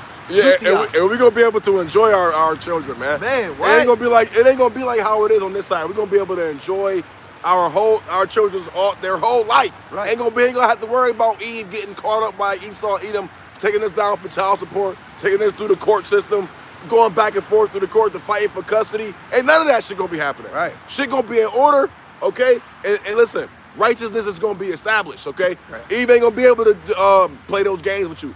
She ain't gonna be able to take the children from you and play with you and play with your mind all because she's mad because you don't want to be with her no more or it didn't work out no more. None of that. Okay? We're gonna be able to enjoy our babies, man. Come on, man. We ain't gonna have to worry about that bullshit no more, man. So this is why us hopeful Lex and you beloved Akim out there should be hastening the day. Yeah. That Yahawashi return, man, so we get out this hellhole, man. Right. So we can enjoy our families, so we can have spiritual powers, we can have glorified bodies, man. Yeah. I'm tired of being up underneath these fucking heathenistic nations. I'm tired of having to go to the corner store and smell armpits all fucking day. Yeah. I'm tired of looking at these damn heathens every fucking day. I'm tired of having to go to work and look at Esau Edom dorky ass every damn day. I'm Right. sick of that shit, man. Right, like for me, I worked all week for these Edomites and shit to show for it. A check after check. Soon as you send this where it gotta go, you still feel broke. Guess what? Later on at night, if it do happen, do another lesson, I might go for a ride. Right? I need my mind time. Let alone stretch your arm. Right? I might go see my brother and be like, yo, he don't got his work outfit on. You know, to see what my brother gotta go through. Guess what? His funds not matching his lifestyle. And it's like, dang, you gotta struggle with this and that. Okay. Like it's hard out here, man. That's you a know, fact. and then having a conversation either with a woman or a brother that's not in the faith, Oh. that's not about to bring value. Oh. You know, let alone like if I go talk to a brother, you drop the video, brother, he'll quote a verse, and you're like, wait, hold on, oh, I'm about to do a lesson on that verse. A woman, she can just smile, and you like, man, girl, I'll kiss you in your mouth. Oh, and then my after Lord. you get that kiss, you come back to reality and logic. Yo, go make me a peanut butter and jelly sandwich and make sure you toast the bread. After you eat that, I'm out your face. You know, that's how easy a woman can just make you feel so soft like a pillow. Yeah, man. And guess what? You can go back, you can go about your damn business. Cause look, all we need is what we need. That's Release. it. That's it. Or stimulate my mind. Hey, massage my right shoulder. Okay. Right, say the water on. Oh, Those my little Lord. things make you smile and be look, I don't have to, like when I'm at work, I don't have to be like, hey, what they doing? Hey, where they at? Guess what? In the kingdom, it's gonna be beyond that, man. Okay. Then you talking about money. Oh man, I want to give my wife $50,000. But guess what? On this side, you got the lottery, you got to gamble, you got to work. Yo, how much money you think you accumulated in your whole lifespan? I probably had thousands and thousands of dollars, but been in this world for so long, I ain't got shit to show for it. All right. Then you look at your household, shit to show for it, right? Like my household should be decked with gold, kids Come on. coming up with gold and jewels. But on this side, we bums, man. Man. And I'm happy to be a bum. I'm like Lazarus in the spirit. All right. But on this side, Esau, he get rich and try to do wickedness. Come on, man. You know? And on this side, That's you all get, he do. Yeah. That's all he can't even go to sleep without calling some. And we calling saying some money. phone. We saying money is paper, monopoly paper. Come on, man. You playing Monopoly in real life. Up, 5 steps in jail. 4 steps. You 4 steps. You buy a house, and guess what? Why you buying the house? In Monopoly, what do? You pay the banker because Yeah. you bought the house for interest. In the world, what do we do with a house? You paying them a fucking mortgage and you bought the house. Come on, I man. bought this land right here and you Come on. still paying tax on the land. This is fucking Monopoly. It's man. hell, man. It's hell. Like, come on, man. I ain't even. What's the dude's name? He said, we literally have to pay for shit that we should not have to be paying for. Water. Okay, you making us pay for grapes, Right. apples, Come on, man. And they come from a tree. things that God gave us for free. Yeah. Are I know the video, yeah. are you serious right now? Literally. This is not life. This is not living, bro. Yo, you Come buying, you paying a dog, you paying somebody for a dog, which is a natural animal, man. You gotta have a license to ride a fucking horse. Sometimes you just gotta laugh at it, bro. Sometimes you just gotta laugh at it because how strategic. All the strategic tactics that Esau and Edom take to keep you Israelites at a downtrodden state, man. Then you say, oh, I want to go to the zoo. You see the animals in prison. They locked up. They want the monkey over here on the damn fake jungle gym can only go 5 steps. Yee wee. And the animal is on a human time limit when he can eat and when he can't. Come on, man. He gotta wait for you to feed him. But in the jungle, he can go eat when the hell he want. A lion is not ruling the jungle. This man is just sitting in a cell. Then when it's time to go, they open up the gate and whistle to lead him back in the cage. Are you mother-sucking kidding me? Yo. And the zoo is a damn amusement. Hey, look at that. That's like going to jail and you about to go visit your man or your girl in jail and you see the cage open up. You see them in the same outfit. Hair either grew, hair either cut, and just the same shit over. Then they go back, the gate closed. Then they checking you. Give me your phone, give me your purse. Oh, give me that. You taking this. That's what a whole lion got, man. Yeah. I remember when get an RFID tracking device if you escape. They already chipped the animals up. They already got the MOT. They already got the animals MOTB'd up. Now they want to do the same thing to us. That's crazy. We cattle. It's crazy, man. And you know what? That reminded me of what Cat Williams said. He said they got the goddamn tigers locked up, man. Right. He's like, do I even feel like a tiger? Man. He said, I can't even roar properly no more. Right. He don't even feel the need to roar no more. Yeah. He said, I'm gonna try to just give one. I'm gonna just give one. Yeah, though, man. It's crazy, man. This is literally. Sometimes you literally just gotta laugh at it because when heavy load. When you think about it, it's a heavy load. But he that increaseth knowledge also increaseth wisdom, though, man. Yeah. So when the Lord wake you up, when the Lord open your eyes, you realize, fuck, yo, we really in captivity. When you realize, damn, we really ain't got no power here. When you realize, damn, we really can't enjoy our children here. You realize, damn, we really go to work just to pay for shit we should be able to just naturally have. Damn. That's a fact. Like damn, when you look at the scriptures, you read the scriptures, and the Lord say he gonna strip the heads of the daughters of Zion. You walk around, you see Eve with red, blue, green, pink hair, blonde hair. It's like, damn, he really did do that. Yeah. It's like, damn, you read Haggai, and it says you will work and toil, and you will sow much and bring in little. You be like, damn, I just bust my ass 40 hours a week, and I only got just a little bit of money. Yeah. You're like, damn, man. You realize, like, damn, we really went off. Yeah. We really pissed the Heavenly Father off. He really fucked us up, man. He really punished us. But we ultimately know it's for his will. We ultimately know we got to bear the indignation. Because we know in our past lives we went off. We know in our past lives we sinned against the Lord. Yeah. But it's like, damn, man. It's like, damn, we really in this place. We really got to sit here and look at these heathenistic nations rule over us, man. That's a fact. That shit is vexing, bro. That shit is vexing. When the Lord set up the basis of men and put them over you. You got Esau, Edom in rulership. This motherfucker eat blood, man. He eat raw meat. Right. Okay? These motherfuckers literally eat fucking blood and raw meat, man. And he ruling over us. Right. You know what that could do to a man mind? You know what that could do to us hopeful elects, man? Bro, we literally, we on the edge, man. Okay? When you come into this walk, you come into this truth, man. Listen, this shit is not about fun. Your spirit gonna be vexed. Yeah. You gonna be vexed. Your soul gonna be ready.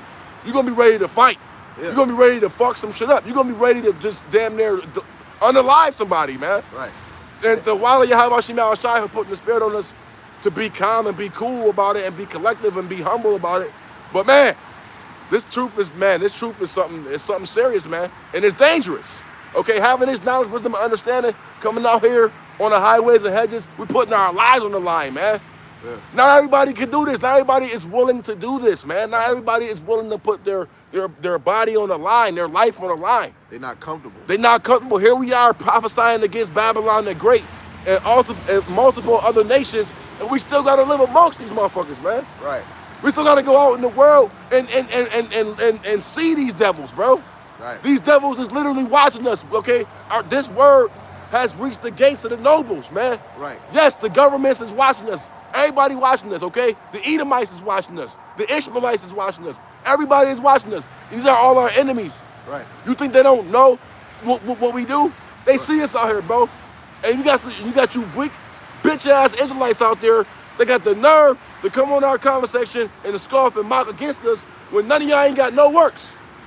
No works. None of y'all putting y'all life on the line for the Heavenly Father. So got all of the balls to come on our comment section and comment and try to come up against us, man. Right. And may the Lord Yahawashi destroy you. Right. Because he ain't dealing with you. Man, right. So like it, bro. You got we tired of teaching, man. Like, not like, I love teaching. I love talking. Yeah, but we tired of seeing Jake not care, man. You know, you got to think how that look. And look at how the Heavenly Father is giving you a grace period. When that door closed, you ain't no, oh, can I learn? Can I do this? The Lord about to close the door on you bitch asses, man. When that Amos 8:11 pop off, man, which is happening now, y'all gonna know that a prophet was in the midst of you. Right. Y'all gonna know that a true prophet was among you, okay? Because my beloved brother's been laboring for years. I'm still really I'm relatively new in there. I only been in the truth going on, I say close to 2 years now. You know, close. But still, man, the brother's been warning, the elder apostles been warning for just decades at this point, man. Okay? And you still got a lot of Israelites that's not hearkening, man. Yep. They still worshiping fake white man. Yeah, that's a good They point. still worshiping fake white man even after all this truth has been going out, bro. It's a global national awakening happening at this point. And you still got majority of our people still in these synagogues of Satan worshiping fake white man. You just cannot make this shit up, man. Get that Luke 12:32. God. Because and another thing, because of what he said, you got to think, if we was in physical slavery like we was back then, none of y'all would want to save the so-called white man. But the Lord let all of that pass, and now we come together. You get you a little sports car. Now you think you something. You make a little money. The Lord set this up because it's all really for the elect. Because the elect is not going to soak up the bullshit. Now get that. It's the book of Luke 12:32, and it reads, "Fear not, little flock, for it is your Father's good pleasure to give you the kingdom." Right, it's his good pleasure. Go to Isaiah 46:10, because he declared this in the end. This is what we speak about. Yes, yes, you see brothers speak about women. Guess what? You hear us speak about men all the damn time. You women is gonna hear us men. We love women. Yo, the next minute we gonna have this. We want to enjoy our children. You gonna hear us speak about we tired of Jake not hearing the word, right? We gonna speak about brothers speaking false doctrine. We gonna speak about every doctrine that already been out. We gonna speak about the Gentiles. We gonna go into the history. We gonna get into the gospel. We gonna get into the prophecy. We gonna speak about the name, and we gonna keep doing it until y'all start saying the name Yahawashi Yahawashi, because we want the kingdom. That's the whole point of 2 Ezra 7, verse 2 to 10. This narrow path is so dang difficult to get to the kingdom, man. You know, each day is a work day. Even though brothers work a 5 to 9 or 9 to 5, but outside of that, you still got work for the Lord. Come on, man. When he really say we can't teach no more, yo, that right there is gonna be a weight lifted, but we gonna know, yo, it's going down. Yeah, because now we ain't teaching a shadow of darkness on the earth. And we gonna sit back and be like, look, we told them. We gonna be laughing and enjoy it. Then next week, the MOT, it's gonna be go ahead. It's gonna be in chronological order. It's the book of Isaiah 46:10, and it reads, declaring the end from the beginning and from ancient times, the things that are not yet done, saying, my counsel shall stand, and I will do all my pleasure. Yeah, the things that are not yet done. Now, we just got to be a little more patient, be consistent. Luke 19:13, be occupied. Yeah. Be occupied until Yahawashi come. Going into occupied means to be busy in the business. Yeah. Luke 2:49, Yahawashi said, I must be about my Father's business. While we got open shop, be busy. Be busy in the Lord. Guess what? When that door closed and we ain't teaching no more, guess what? Wherever your circle is, your house, people that's connected to you, women or however it is, brother, we gonna be speaking about the Lord in that dang house. While we traveling, fleeing away from the enemy, we gonna be saying, hey, yo, we gotta pray before we go. Come on, we gonna be praying. Like the one lady, a storm was shaking the house and the kids was crying. She said, come on, let's pray to Jesus. She prayed to Jesus. And I think one of the child said, if only we had a man or something. There was something. Yeah, so I then another lady crying, like she was asleep and then she woke up and it was a dude in the house with a flashlight just standing there. Yeah. And she looked at him like a deer got caught by headlights and started screaming, and he running out the motherfucking house. Look, in Second Ezra, the 15th chapter, verse 18, it says that people will spoil your goods. Yeah, a man. possession is considered a good. He gonna stuff her taco. Get that. I'm trying to tell you. And you know what? That's another beautiful. Stuff that that's another motherfucking taco, man. Put the beef in the taco. And you know what? That's another beautiful point. That's another beautiful point. Okay, because the man was standing. She woke up crying. She was just crying. Just, Jesus, Jesus, please, Jesus, save it. Man, where he wasn't there. Yeah. Okay, not just that. Okay, not just that. Okay, a man should be a covering. Okay, so all that, I don't need a man. That was a pure example that you guys do need a man. Right. Okay, because she wasn't been crying and Jesus, Jesus, save me. None of that would have been happening. Okay, if she had if she had a man of the Lord, okay, to dare to protect her, man. Yeah. It just wouldn't have been happening like that. Okay, Right. What you want to knock? You want a second Ezra 15 to 18. Okay, the book of Second Ezra 15 and 18, and it reads, "For because of their pride, the cities shall be troubled, the houses shall be destroyed, and men shall be afraid." So if men shall be afraid, how much that weaker vessel, man? How much that weaker vessel? How much the female, man? If men shall be afraid. Is that what you wanted? Wait, let me make sure. Oh yeah, you gonna read the next verse. Okay, and 18. And Wait. these men that's gonna be afraid, these those worldly like Ice. They came to Memphis, Chicago. Where was them YNs with the Dracos? Okay. They was in the house playing Madden and then talking big stuff. They was nowhere around. All It right. was all the elders, the OGs getting whooped up, women getting whooped up. But where was them YN niggas? Where was y'all at? those gangsters at? Like T.I. said, where y'all was at though? Like literally, y'all gonna be the ones afraid, right? That's how you know y'all ain't no real man. When shit gets sticky, where you at? Let's All right. go. Okay. It's the book of Second Ezra 15 Verse 19. and 19, and it reads, "A man shall have no pity upon his neighbor, but shall destroy their houses with the sword, and spoil their goods because of the lack of bread, and for great tribulation." Okay? When you go to Sirach 36:24, where it says, when a man get a wife, he get a possession. Yeah. And when you look up possession, it means goods. Uh-huh. So not just only food and drink, even your woman is considered a good. Oh, Because yeah. if you're not a man of the Lord, her taco getting stuffed. That's why you women, it don't matter who he dealing with, it don't matter who. Yeah. You better hope and even pray that the man you dealing with is a man of the Lord. Okay. Right? Because that right there, it's gonna be some miraculous things happen with this man. Come on he now. might pray to the Lord, and somebody right at your door in a freaking, like when you go to Job 1:9 in the NLT, the devil said you put a wall of protection around him, and I couldn't get to him. Yo, you might call the Lord. He put a force field, and when they come in the house, they don't even see you, and you right there, like Okay. hey.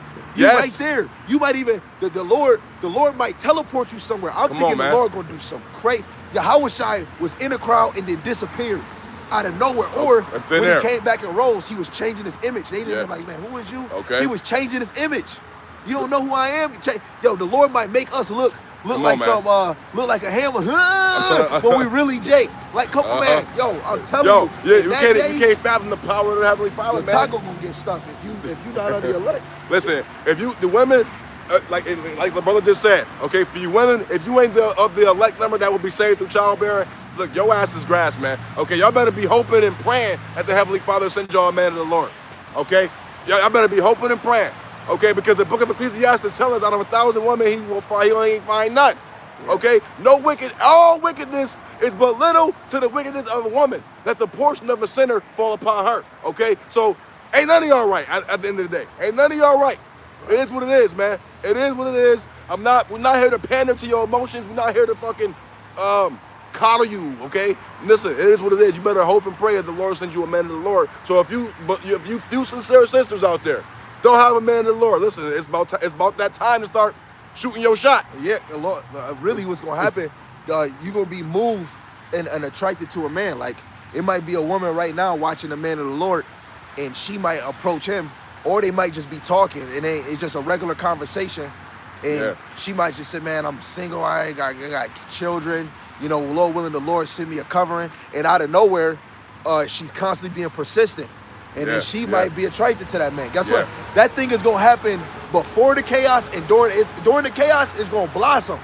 But outside of that, it's really just the Lord putting the elect lady in that comfortable position. Yeah. Right? Regardless how that man look, the man might be big as hell, but he a man of the Lord, and the Lord bringing women his way because he's gonna really be a covering, right? But at the end of the day, it's gonna be terrible for you men that's not of the Lord, and you women, and imagine your children. If you not one of the elect, the girl is not of the elect, and them babies, what do they say? Fuck them kids. Yo, they're gonna, all Jake that don't give a damn. Yo, say if right now, you know how many fathers, mothers, boyfriend, girlfriend, and the children that's beneath them don't know Yahawashi Yahawashi? Come on. If the Lord didn't put the adult in the truth, them kids, bye-bye. That's why I can understand, you know, me, you know, on this side, to myself, you know, and most brothers, we might not get a virtue. Most of us might not get a girl that don't got children. To me, I be thinking the Lord set me up to be with women that have children. You know, especially because what happened in my past life, I get to give them love that I didn't get to have. I get to have a family, and even though they not mine, I get to move like they mine. I get to lay myself down like they mine. Like I don't look and say those my step kids, but if somebody say, oh, them all your kids that came from you, I'ma have to be honest, but I look at all mine like they mine. Like that's mine. That's my twin. But at the end of the day, you know, the Lord did those things so that they can have a fighting chance in this thing. But guess what? Just because they believe in the name, you got to do the most because it all goes on you. Because soon as you go take that charagma, they're done. That's why it's so, like, if the man fall, the whole house. It's over. You got a precept? I do. Okay, I do. Okay. This the book of Isaiah 59 and 19, and it reads, so shall they fear the name of the Lord Yahweh from the west, and his glory from the rising of the sun.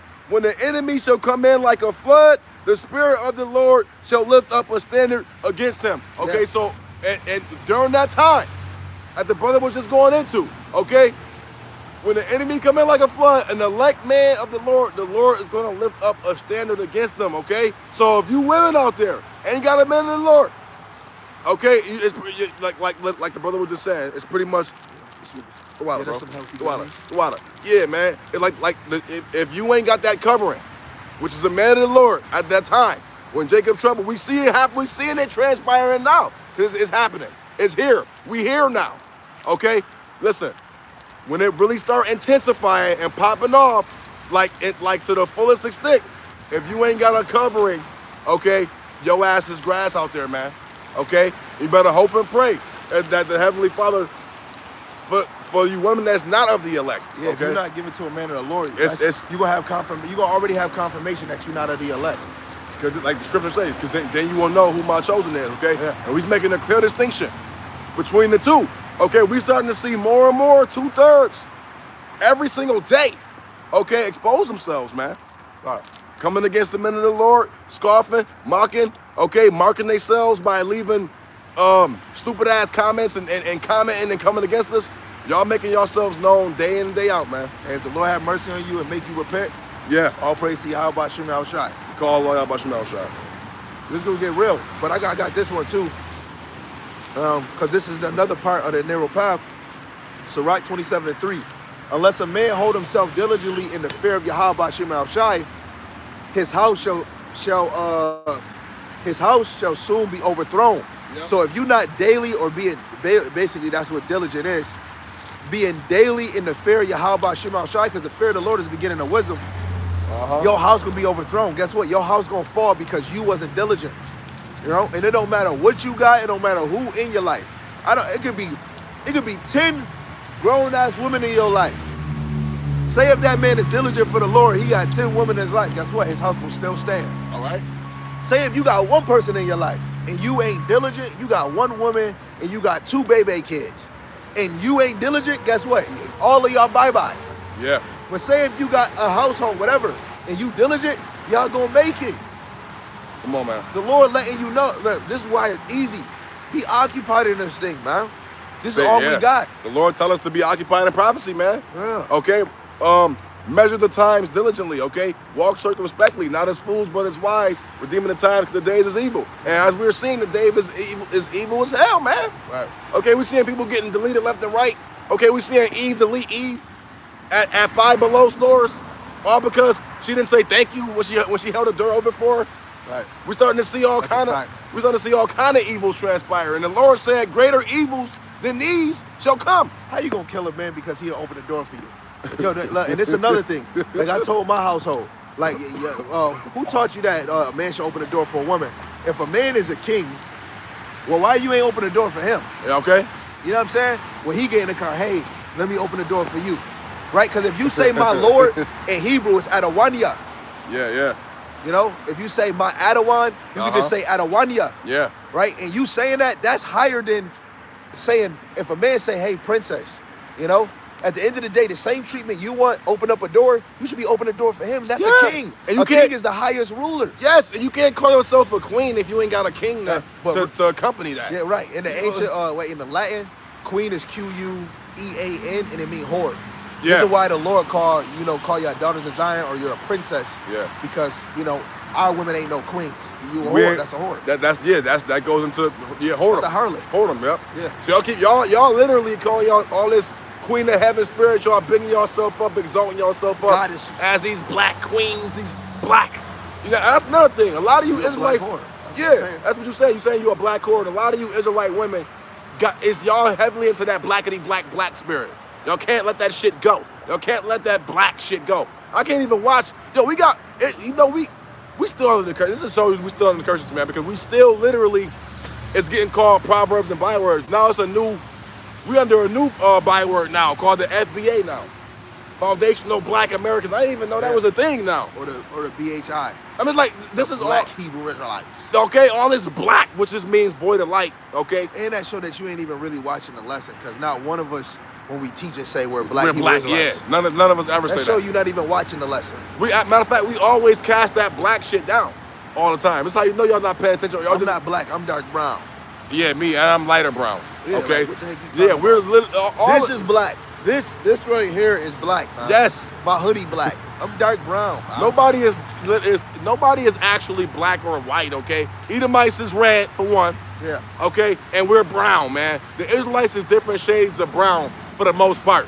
Okay? You can see the red through their pigment. That's why you can literally see it. You can literally see the red through their skin. Yeah, they look like a human vein. Okay. Why do you think when you smack them real hard they or turn punch red. them, they turn red? Or when they cold. Or they in the sun. Or when they taking the boo-boo. They red, man. Or when they angry. Or if the sun hit them, they turn red. Okay. But it is some Jake that will look like an Edomite, but they're really an Israelite. Right.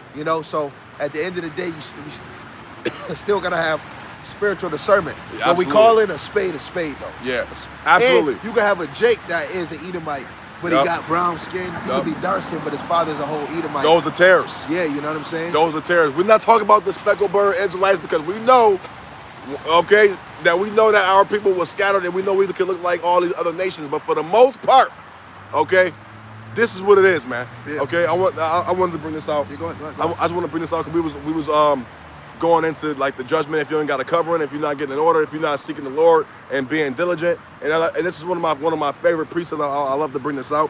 It's the book of 2 Chronicles 15 and 13, and it reads that whosoever will not seek the Lord, God of Israel, the God of everybody, God of Israel, shall be put to death, whether small or great, whether man or woman. And that's exactly what the hell is going to happen, man. In the Hebrew, the word for seek is darash, and it means to investigate. You got to investigate the scriptures. When you coming up with a lesson, you investigate it. Yeah, meditate. And that's being intimate with the Lord. Like, man, you did this. Oh, man, that, dang, this happened. Like, every story in the book can be a lesson. Like, and go to 2 Samuel 3:1. 2 Samuel. This is like one of the go-tos for the 2/3 and the elect. This is like a motivation scripture. You could do a super lesson off of this.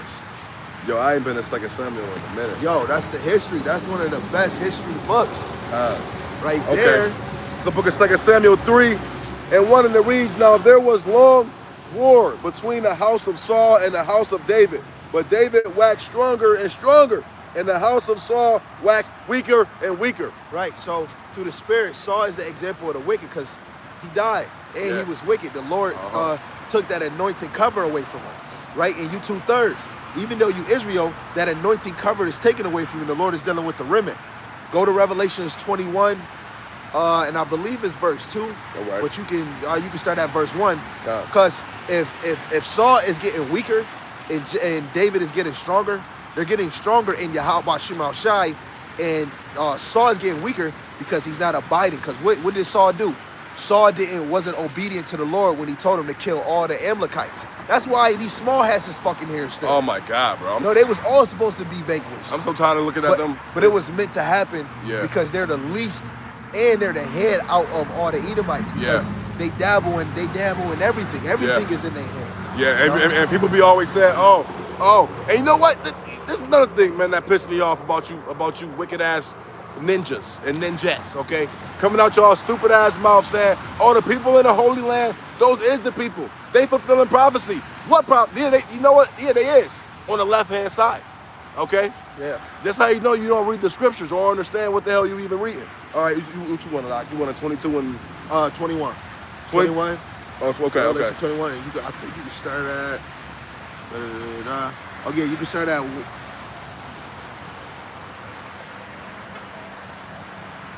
Yeah, you can start at verse 1 and read to verse 3. Okay. But we gonna give some sense to each verse. I got you. So book of Revelation 21 and 1, and it reads, and I saw a new heaven and a new earth. The new means afresh. Okay, so it's not like a real literal new earth or a new heaven. It's just like heaven is new rulership. Earth is gonna be new where it's about to have, of course, new rulership, but it's going to expand. It's gonna be certain secret things that wasn't seen. Right, the earth gonna be more fruitful. Right, everything is not gonna be dead. Ain't no trash on the sidewalk. Come on, street. man. It's gonna be all new. It's gonna be all new. The streets ain't gonna be smelling like piss and shit. Yeah. Okay, ain't gonna be no sewage, no nasty smelling shit. Okay, we ain't gonna have no, like you just said, trash all over the place. It's gonna be refreshed and new and beautiful. Shalom. Probably all got enough room for on there. Okay. Oh, it just recorded again. Oh, all right, we on. Okay. And 21, Revelation 21 and 1.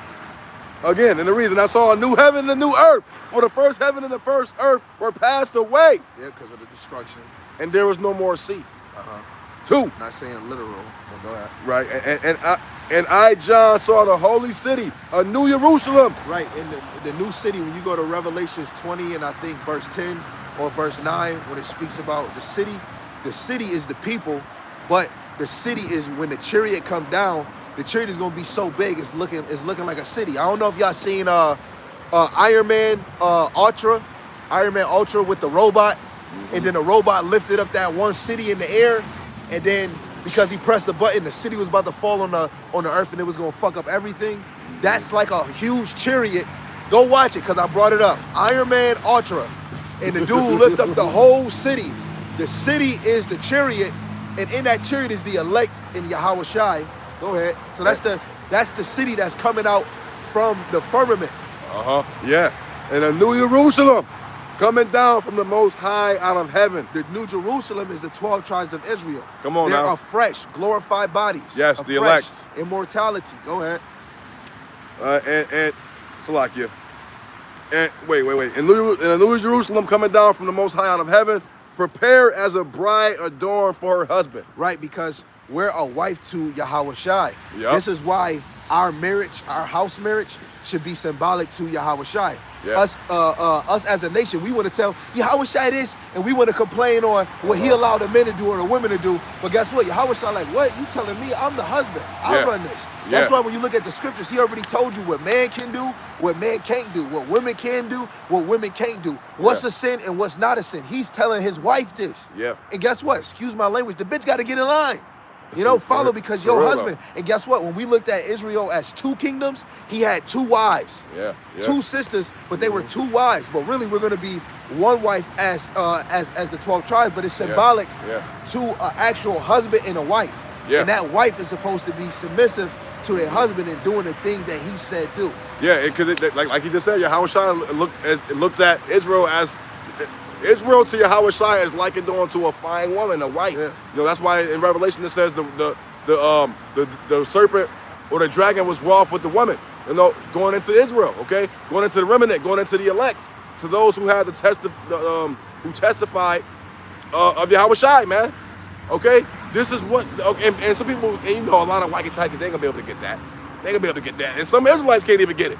Okay, but yeah, we are likened on to a fine woman, a wife, onto Yahawashi, man. Right. Okay, this is why. Why do you think for us men, for the men of the Lord, our head is Yahawashi? Yeah. Okay, cause yeah, that's our head, man. Yeah. Okay, now this is 3, Revelation 21:3, and it reads, "And I heard a great voice out of heaven, saying, Behold, the tabernacle of the Most High is with men, and He will dwell with them, and they shall be His people, and Most High Himself shall be with them, and be their God." So he's the God, the power or the Elohim for the men, and under the men are the Elohim, the powers, the rulers, the divine ones for the women. Yeah. We're gonna be many Most Highs or many Yahawashis. Yep. We're your many Most Highs. Yeah. Come on, you serving a God. When you go to Zechariah 12 and 8, it says the feeble gonna be like David, because David was a mighty warrior. They're gonna be like gods, and they're gonna be like the angels of the Most High. Come on, wait, let's get one more. Amos 9 and 11, because it said the tabernacles of the Lord is men, right? Yeah. And this is why you women, you married to a dang God, to a ruler, a divine one, especially if he 144,000. Woo! That's like Michael Jackson when he go like this and wave all the women fan. You dating one of those men. That is, the Lord bless you with that. That is crazy. When he go like this. Yeah, and they just fall and faint. Like all I did was this. Come on, literally just passing out. Right. Need oxygen. Okay. Which one? Amos 9. Amos 9:11.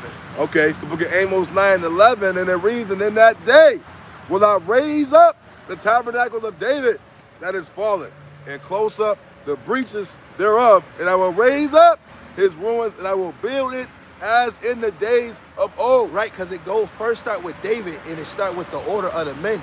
Because what did the Lord have Moses do, and his father-in-law? Why won't you get 50 officials and had him do the easier or the less situations, and you do the harder accounts? Yeah. It's always the men, right? Yeah. Who's the head? Who's the leaders? When you look at Revelation 1, when he talks about the 7 stars represents the 7 angels of the churches. Yeah. Angels is a messenger or a representative. So who is the who's the messengers and the representative for the Lord? The apostles, the prophets, the evangelists, the bishops, the teachers, the pastors that's teaching sound doctrine and truth. Yeah. And you women, you are part of a man's glory. That's why you women outside, just sidebar, outside of looking of another woman, if you get under a man, it don't matter who under him, you are part of his glory.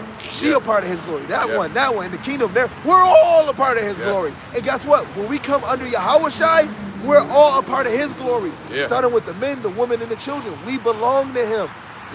So it goes back to the 1 Corinthians 11, right? The head of man, right, is Yahawashi, right? The head of woman is the man, and the head of Yahawashi is the Most High. Yahweh. And Yahweh is getting glorified when everything is in its correct order. Come on now. Okay?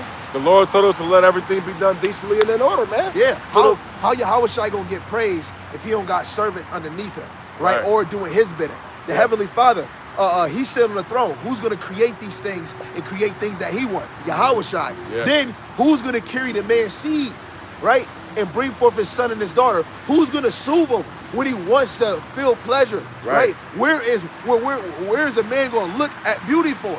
Beauty from, okay, right? And you think it's just one woman? The Lord created so much beauty, right? It even said in Maccabees that the beauty of the women in Israel left him. Like, it's women out here that's cold, but guess what? In the kingdom, the coldest woman on this side is not even compared to the woman in the kingdom. Yeah, man. Yeah, and you know what? That's heavy right there. That's heavy because, women for the most part, y'all supposed to look, y'all cold, y'all beautiful, y'all beauty. Y'all supposed to be beautiful. Yeah. So if the Lord made you an ugly duckling, man, the Lord cursed you. You pretty much this curse. Hey, you might have a good spirit, okay? So you might have a good spirit. You're beautiful on the inside. Absolutely, you're beautiful on the inside. Okay. But on the outside, it's a different. You're ugly. Hey. It's okay, sis. Right. Hey, it's all good though. When that time comes, she be knocking on that door. Yeah, he gonna take her in. Yeah, right? listen. Come here, you ugly duck. And that's not a shot at you, women. Some of us brothers who don't look too. Yeah, who don't look as good. Because listen, man, we'll take a man that got a good head on his shoulders. He will take a less attractive woman that got a good spirit on her than a more attractive woman that got an attitude and got a bad and that's proud. Yeah. So as long as you got a good spirit and you soft and you tender and you delicate and you know how to be feminine and loving, listen, you gonna win way more times than a super attractive baddie or a bad B. Okay, right. Any given day of the week. So that's not to throw a shot at you, less attractive women, because listen, that don't matter at the end of the day as long as you got a good spirit on you. I don't want no baddie, because if you say you a baddie, that means you bad. You bad. You come with bad spirits. Yeah. Why can't you just say you beautiful or you a daughter of Zion? Like shit. Like okay, ain't none of that. I with a baddie or with a fatty. No, ain't none of that. No, why you promoting that? Keep that secret to him. Let me say that thing back. It's like, come on, man. Stop advertising what's mine. That's that whoredom, man. Come on, man. That's that whoredom. Stop that. And Babylon has exalted that behavior. Yeah. Babylon has exalted whorish behavior. And if you women keep pushing that vibration out there, that Esau, Edom, set it up.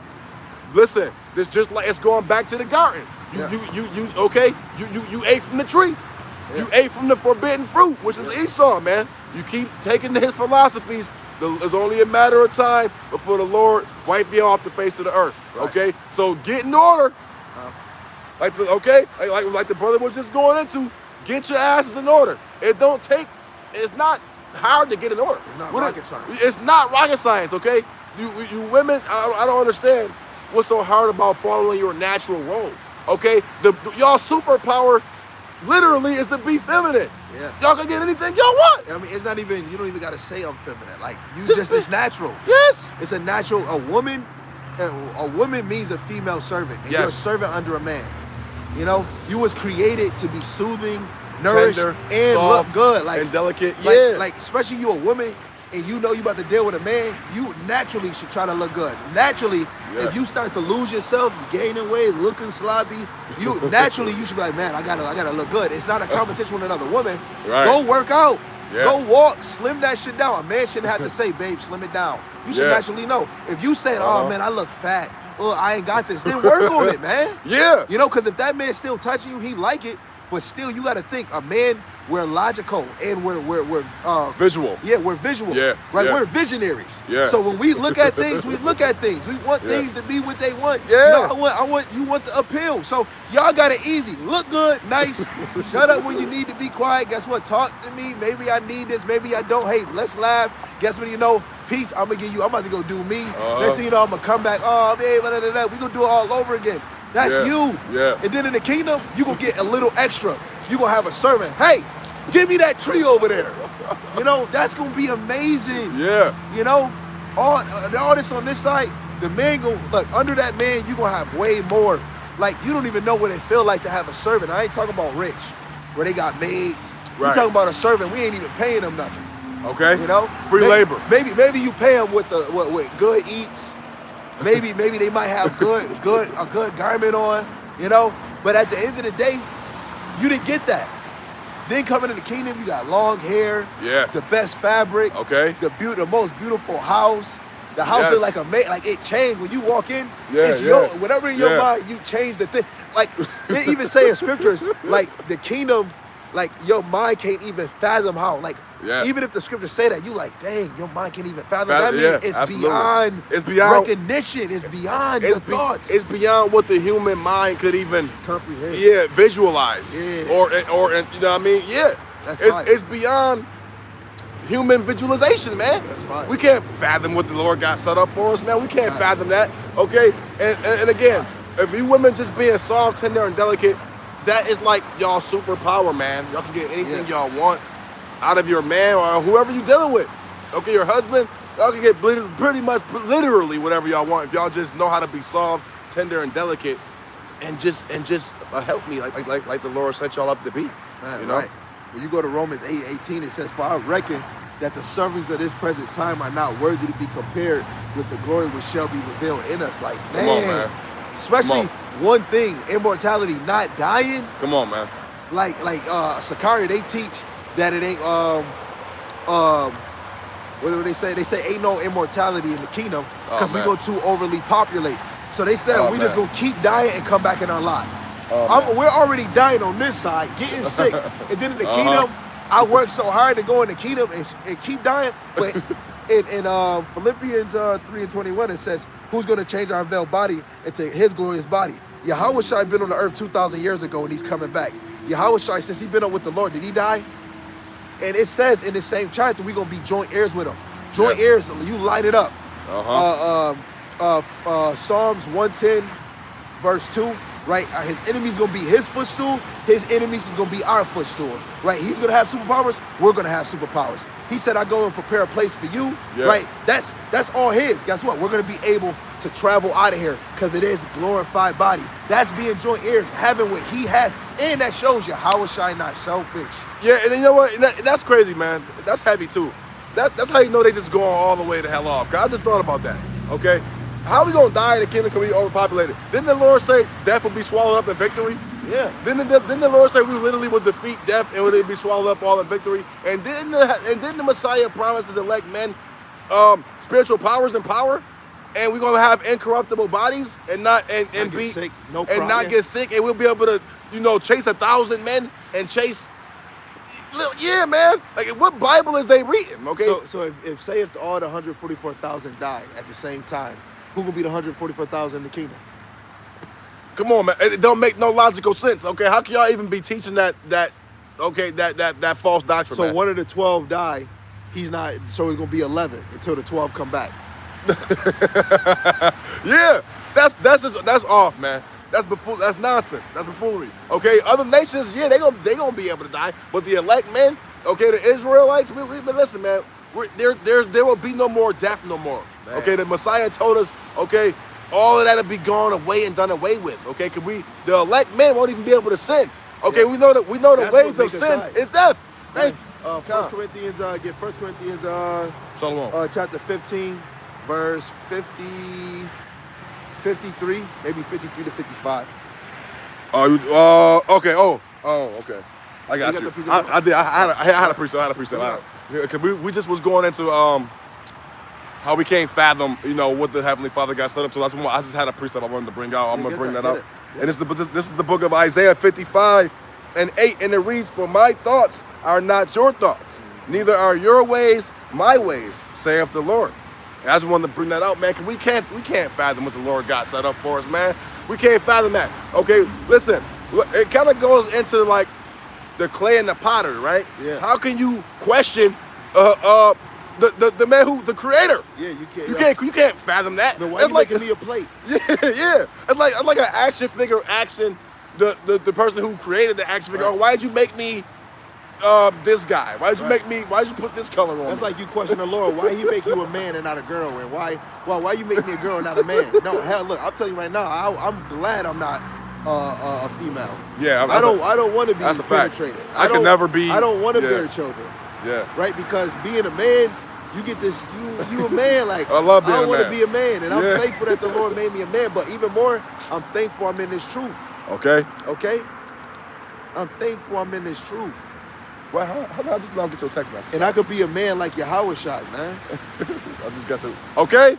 Yeah, man. I ain't gonna lie. I love being a man. I would never want to be. Waves. Yeah. To be able to look the part, be Diesel, right? Right. To where a woman is infatuated with you as a man, as a woman. Like I gotta be in the house. I'm not teaching. Like if I was a woman, I wouldn't be teaching. I don't want that. I'm glad the Lord made me a man. Absolutely. I love the fact the Lord made me a man. I would never want to be a woman. And then you know what? That's for my own reasons. He was just going into a few of the reasons that I could definitely relate to. But for you women, I know there's women out there that love to be a woman. That love to be women. Yeah. Okay, so it is what it is, man. But it's you know what? It's you witches and you wenches and you idolatrous woman and you covetous woman that have that penis envy, man. Yeah. That actually want to be a man, that you studs out there. The spirit now, they is when they got that baddie. If you ain't making this, or women, they got men lined up. Like I just seen a girl in the video before I came to camp where a dude she was doing a stream with, he said, give me 2,000 right now. Let me see you get 2,000 right now. She called one of her little side pieces. Yo, can you send me 2,000? He said, man, I sent you this time, so I'm gonna send you 1,000. I'll send you another 1,000 later. So she called another side piece and he sent her 1,000 and got 2,000. Like women See? got options. Like back in the day, Yep. no woman was courting multiple men because if polygyny was a natural thing. Like I can go to ChatGPT and tell you that all nations before the Greeks and the Romans, before they did what is it called? What is it called? Not polygamy, but what was it? Monogamy. Yeah, monogamy. Yeah. Right before the Greeks and the Romans, right? Because we were too overpopulated, and that goes back to Egypt. They start studying, man. The more they got women, they gonna overpopulate, right? Yeah, but yeah. They try to have more control and more structure. You know, they did because they knew, but it was natural back then. They it was knew a natural thing. They know Jake is fruitful and superior naturally. So they like, and they was like the brother was just saying, like, oh man, these people is more mightier than us. If they keep repopulating, they gonna overthrow us. So they had to, kill off the babies and kill off the firstborn of us, like how they doing today with the Planned Parenthoods, man. They got Planned Parenthoods all throughout every neighborhood, pretty much where Jake's reside at, man. When you drive past it through the spirit, it's like, kill your child. Yeah. Kill your child. Yeah, man. And kill your child. Eve is all for it, man. Right. There's videos all over the internet. Fuck this baby. I just left the abortion clinic. Fuck this baby. Like studies came up that they said the most dangerous place for a quote unquote black baby is in the womb of a black woman. Man. Quotation, Yeah, because Eve leads in the most baby unalivings. No, you're a murderer. Yes. You're a murderer. Eve is a murderer, man. Like. I'm glad I never, even in the world, had that thought. Like, hey, I don't want this kid right now with you. Get an abortion. You know what? Because then you would be considered a murderer. I felt you so. Give that child a chance. You made the decision. That's heavy. That's heavy, man. Because I after seeing my son being born, this is a testimony, real quick. Okay. Now I did make one of my ex-wives have an abortion, but I wasn't in the truth back then. I didn't know the truth. I didn't know none of that. Okay. And I was an unbeliever pretty much, right? So I did, due to financial reasons, I told her, like, listen, I don't think it's smart that we have another one. Okay. And now I regret that shit, man. I regret that because I see how beautiful and how just of a blessing my baby boy is. And he would have had a brother or a little sister. And that shit, it kills me, man, to this day sometimes. I'd be like, damn, man. Because he was completely a blessing, man. He's literally like my shining star. Yeah. So if I would have allowed his mother to have his little brother or little sister, I'll have two just blessings from the Lord, man. It's okay. In your past life, you was a murderer, man. One good time. One good time. One good time, man. I had to feel that affliction. Hey, the Lord bless you. Now you in this thing. Yeah. And you get to take accountability for it. Yeah, and man. Be like, in the kingdom, I'm gonna have all my sons, all my daughters, and look, ain't none of that thought. No more. No woman going. Because most women that get abortion is because now her fun time is gone. Yeah. And y'all women wasn't even always trying to be outside. This That's side a fact, fucked man. y'all, it fucked you up. Not saying that you wasn't going outside, not saying you wasn't going to a garden, not saying you wasn't seeing your father. You didn't have that I'm outside type spirit. Late at night, where the bar at? You wasn't doing that. All that Glorilla, it's Friday night and I hate it home. All that, it wasn't none of that. Peter had a wife, and when he was doing the ministry, he was leaving her right where he was at, like where they live, to go and travel and do the ministry. Yeah. And guess what? You don't hear a bad situation with her, because that's how the Lord worked. When he starts speaking about the men will leave the natural affection, or women will, and start doing the same, that's when the Lord was speaking about in Rome, in Corinth, and Galatia. But when he wasn't speaking about a certain people in a bad way, that means that they wasn't moving in that way. Yes, she probably had a flesh thought in her mind, but she still was in order. There's no bad account about her. There's no bad account about Mary, how she was thinking about Joseph in a certain way. There's no bad account about Elizabeth. Yeah. It just goes straight to them having the St. John the Baptist and John the Baptist, and then having Yahawashi. And they was raised in the law. These women feared the Lord. Yeah. Yeah, you know what? That just goes to show you, man, just how far off we have came from the ways of Yahawashi, man. Yeah. Because our women, man, and some men too, but it's always more of the women, because it's more of women than it is us. Yeah. So I'm not taking the accountability off the men. I'm not doing that ever. I would never do that. We always get on the man. We always rebuke you wicked ass ninjas. Okay, but this just goes to show you how much we piss the Heavenly Father off because of how out of order our women is, man. And that was the way the Heavenly Father punished us, was by making our women have evil eyes towards us and be rebellious towards us and be compassing us, man. Yeah. The Lord said He will create a new thing. A woman shall compass a man. And they have used that and abused that. Okay, they have. Okay, and compass just means to go around. Okay, so they're going around the natural orders, like the brother was just saying. Those who come out, they go out of their natural way. Yeah. They're going out of their natural way, man. Okay, you even got some who completely did that and went out of the way of nature. Yeah. They don't even like men no more. We got the gender wars at an all-time high. But now we see Isaiah 4:1 getting ready to come into full effect. Oh, man. Because there is, like, if you just look on if you just watch a little bit of Red Pill content, women is literally crying because men they ain't checking for Eves no more. Right. Men is not checking for Eve. The Lord is putting the spirit on the men to just hold the line and fall back. And we naturally been doing it because even in the world, men would deal with a woman and then on the side have a whole nother woman on the side. Yeah. It's not because he don't like you. It's just, guess what? He's seen an interest in her. She might have a quality you don't have, but he might not bring y'all together, and it has a thrill. But if you had a knowledge and you like, yo, look, yo, love, I love you and I love her. Guess what? We family. And then, hey, you come up and love another one. You know how many men cheated on their women, not just with just one woman, 10 women, and they were still making motion, going out to eat. Yeah. And guess what? Coming home and you didn't even know it. Sometimes you would have your own house, he would have his own house. You would see him when you see him and you wouldn't even know that he was chilling with a whole nother girl. Then you found out the one girl, but you don't know about the other ones. Okay. At the end of the day, men was already doing it in the world because that's a natural gene within them. And it is, man. And it really is. You know how much testosterone we have as men? That's what it is. We got so much, the Lord put so much testosterone in us. Now, listen, one woman can't handle all that testosterone. I remember I was with my son's mom back in the world, back years ago. She couldn't handle all the testosterone that I had, man. I was ready to go every goddamn night. I was ready. She couldn't handle it. She couldn't handle all of that, man. Okay, she's either tired. She's always, she was just not feeling it that night. I'm like, come on, let's go. But really, most men just, like most of Jake, you got that Solomon David, that Gideon, that Samson blood in you. And plus, come on, you got to know each day you create another million sperm. And you know when you do that, one like all these sperm is going in you and only one survive and get in the egg. Yeah. Y'all only make an egg. Men, we're making sperm daily. We can pregnate like 10 women up in one goddamn day. Damn near.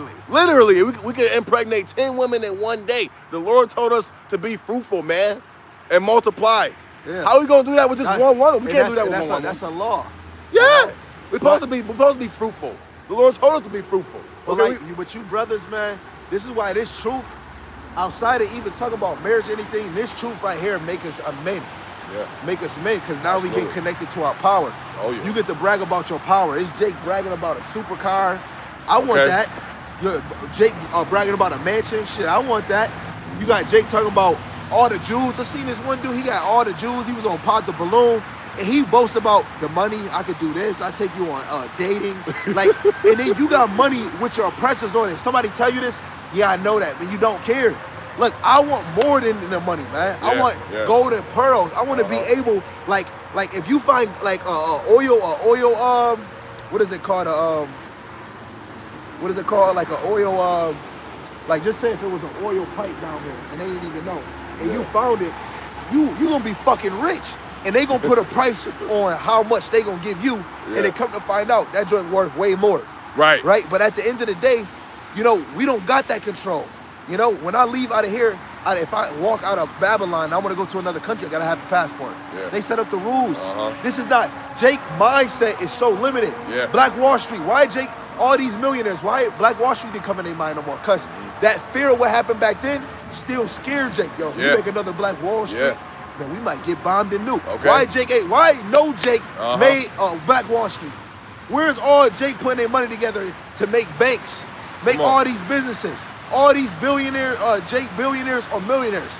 Why nobody making a Black Wall Street? Because through the Spirit, that fear on the earth on what they did, that shit was removed. Yep. Now it's every individual caring for themselves. Yep. You know, this is why we don't want no part of this kingdom, right? And you know, we about to close. Okay. But Lord willing, this was edifying. Again, we was talking about the narrow path. God. We had some, same time, we start going to the narrow path, but sometimes when you go into the narrow path, some other points come in. Yeah. Because when it's truth, when you're doing a lesson, sometimes it's not just gonna stay on that one topic. Yeah, the spirit just moves you. Especially when you got another fire next, it might rub off and be like, oh, I got a precept here. You're hold on. I like that precept. Let's stay on that line. And then you go in here. So Lord willing, you was edified from the beginning all the way down because all we did was go into the scriptures, you know, and of course, you know, we gave the sense, you know, explain it to the best of our ability.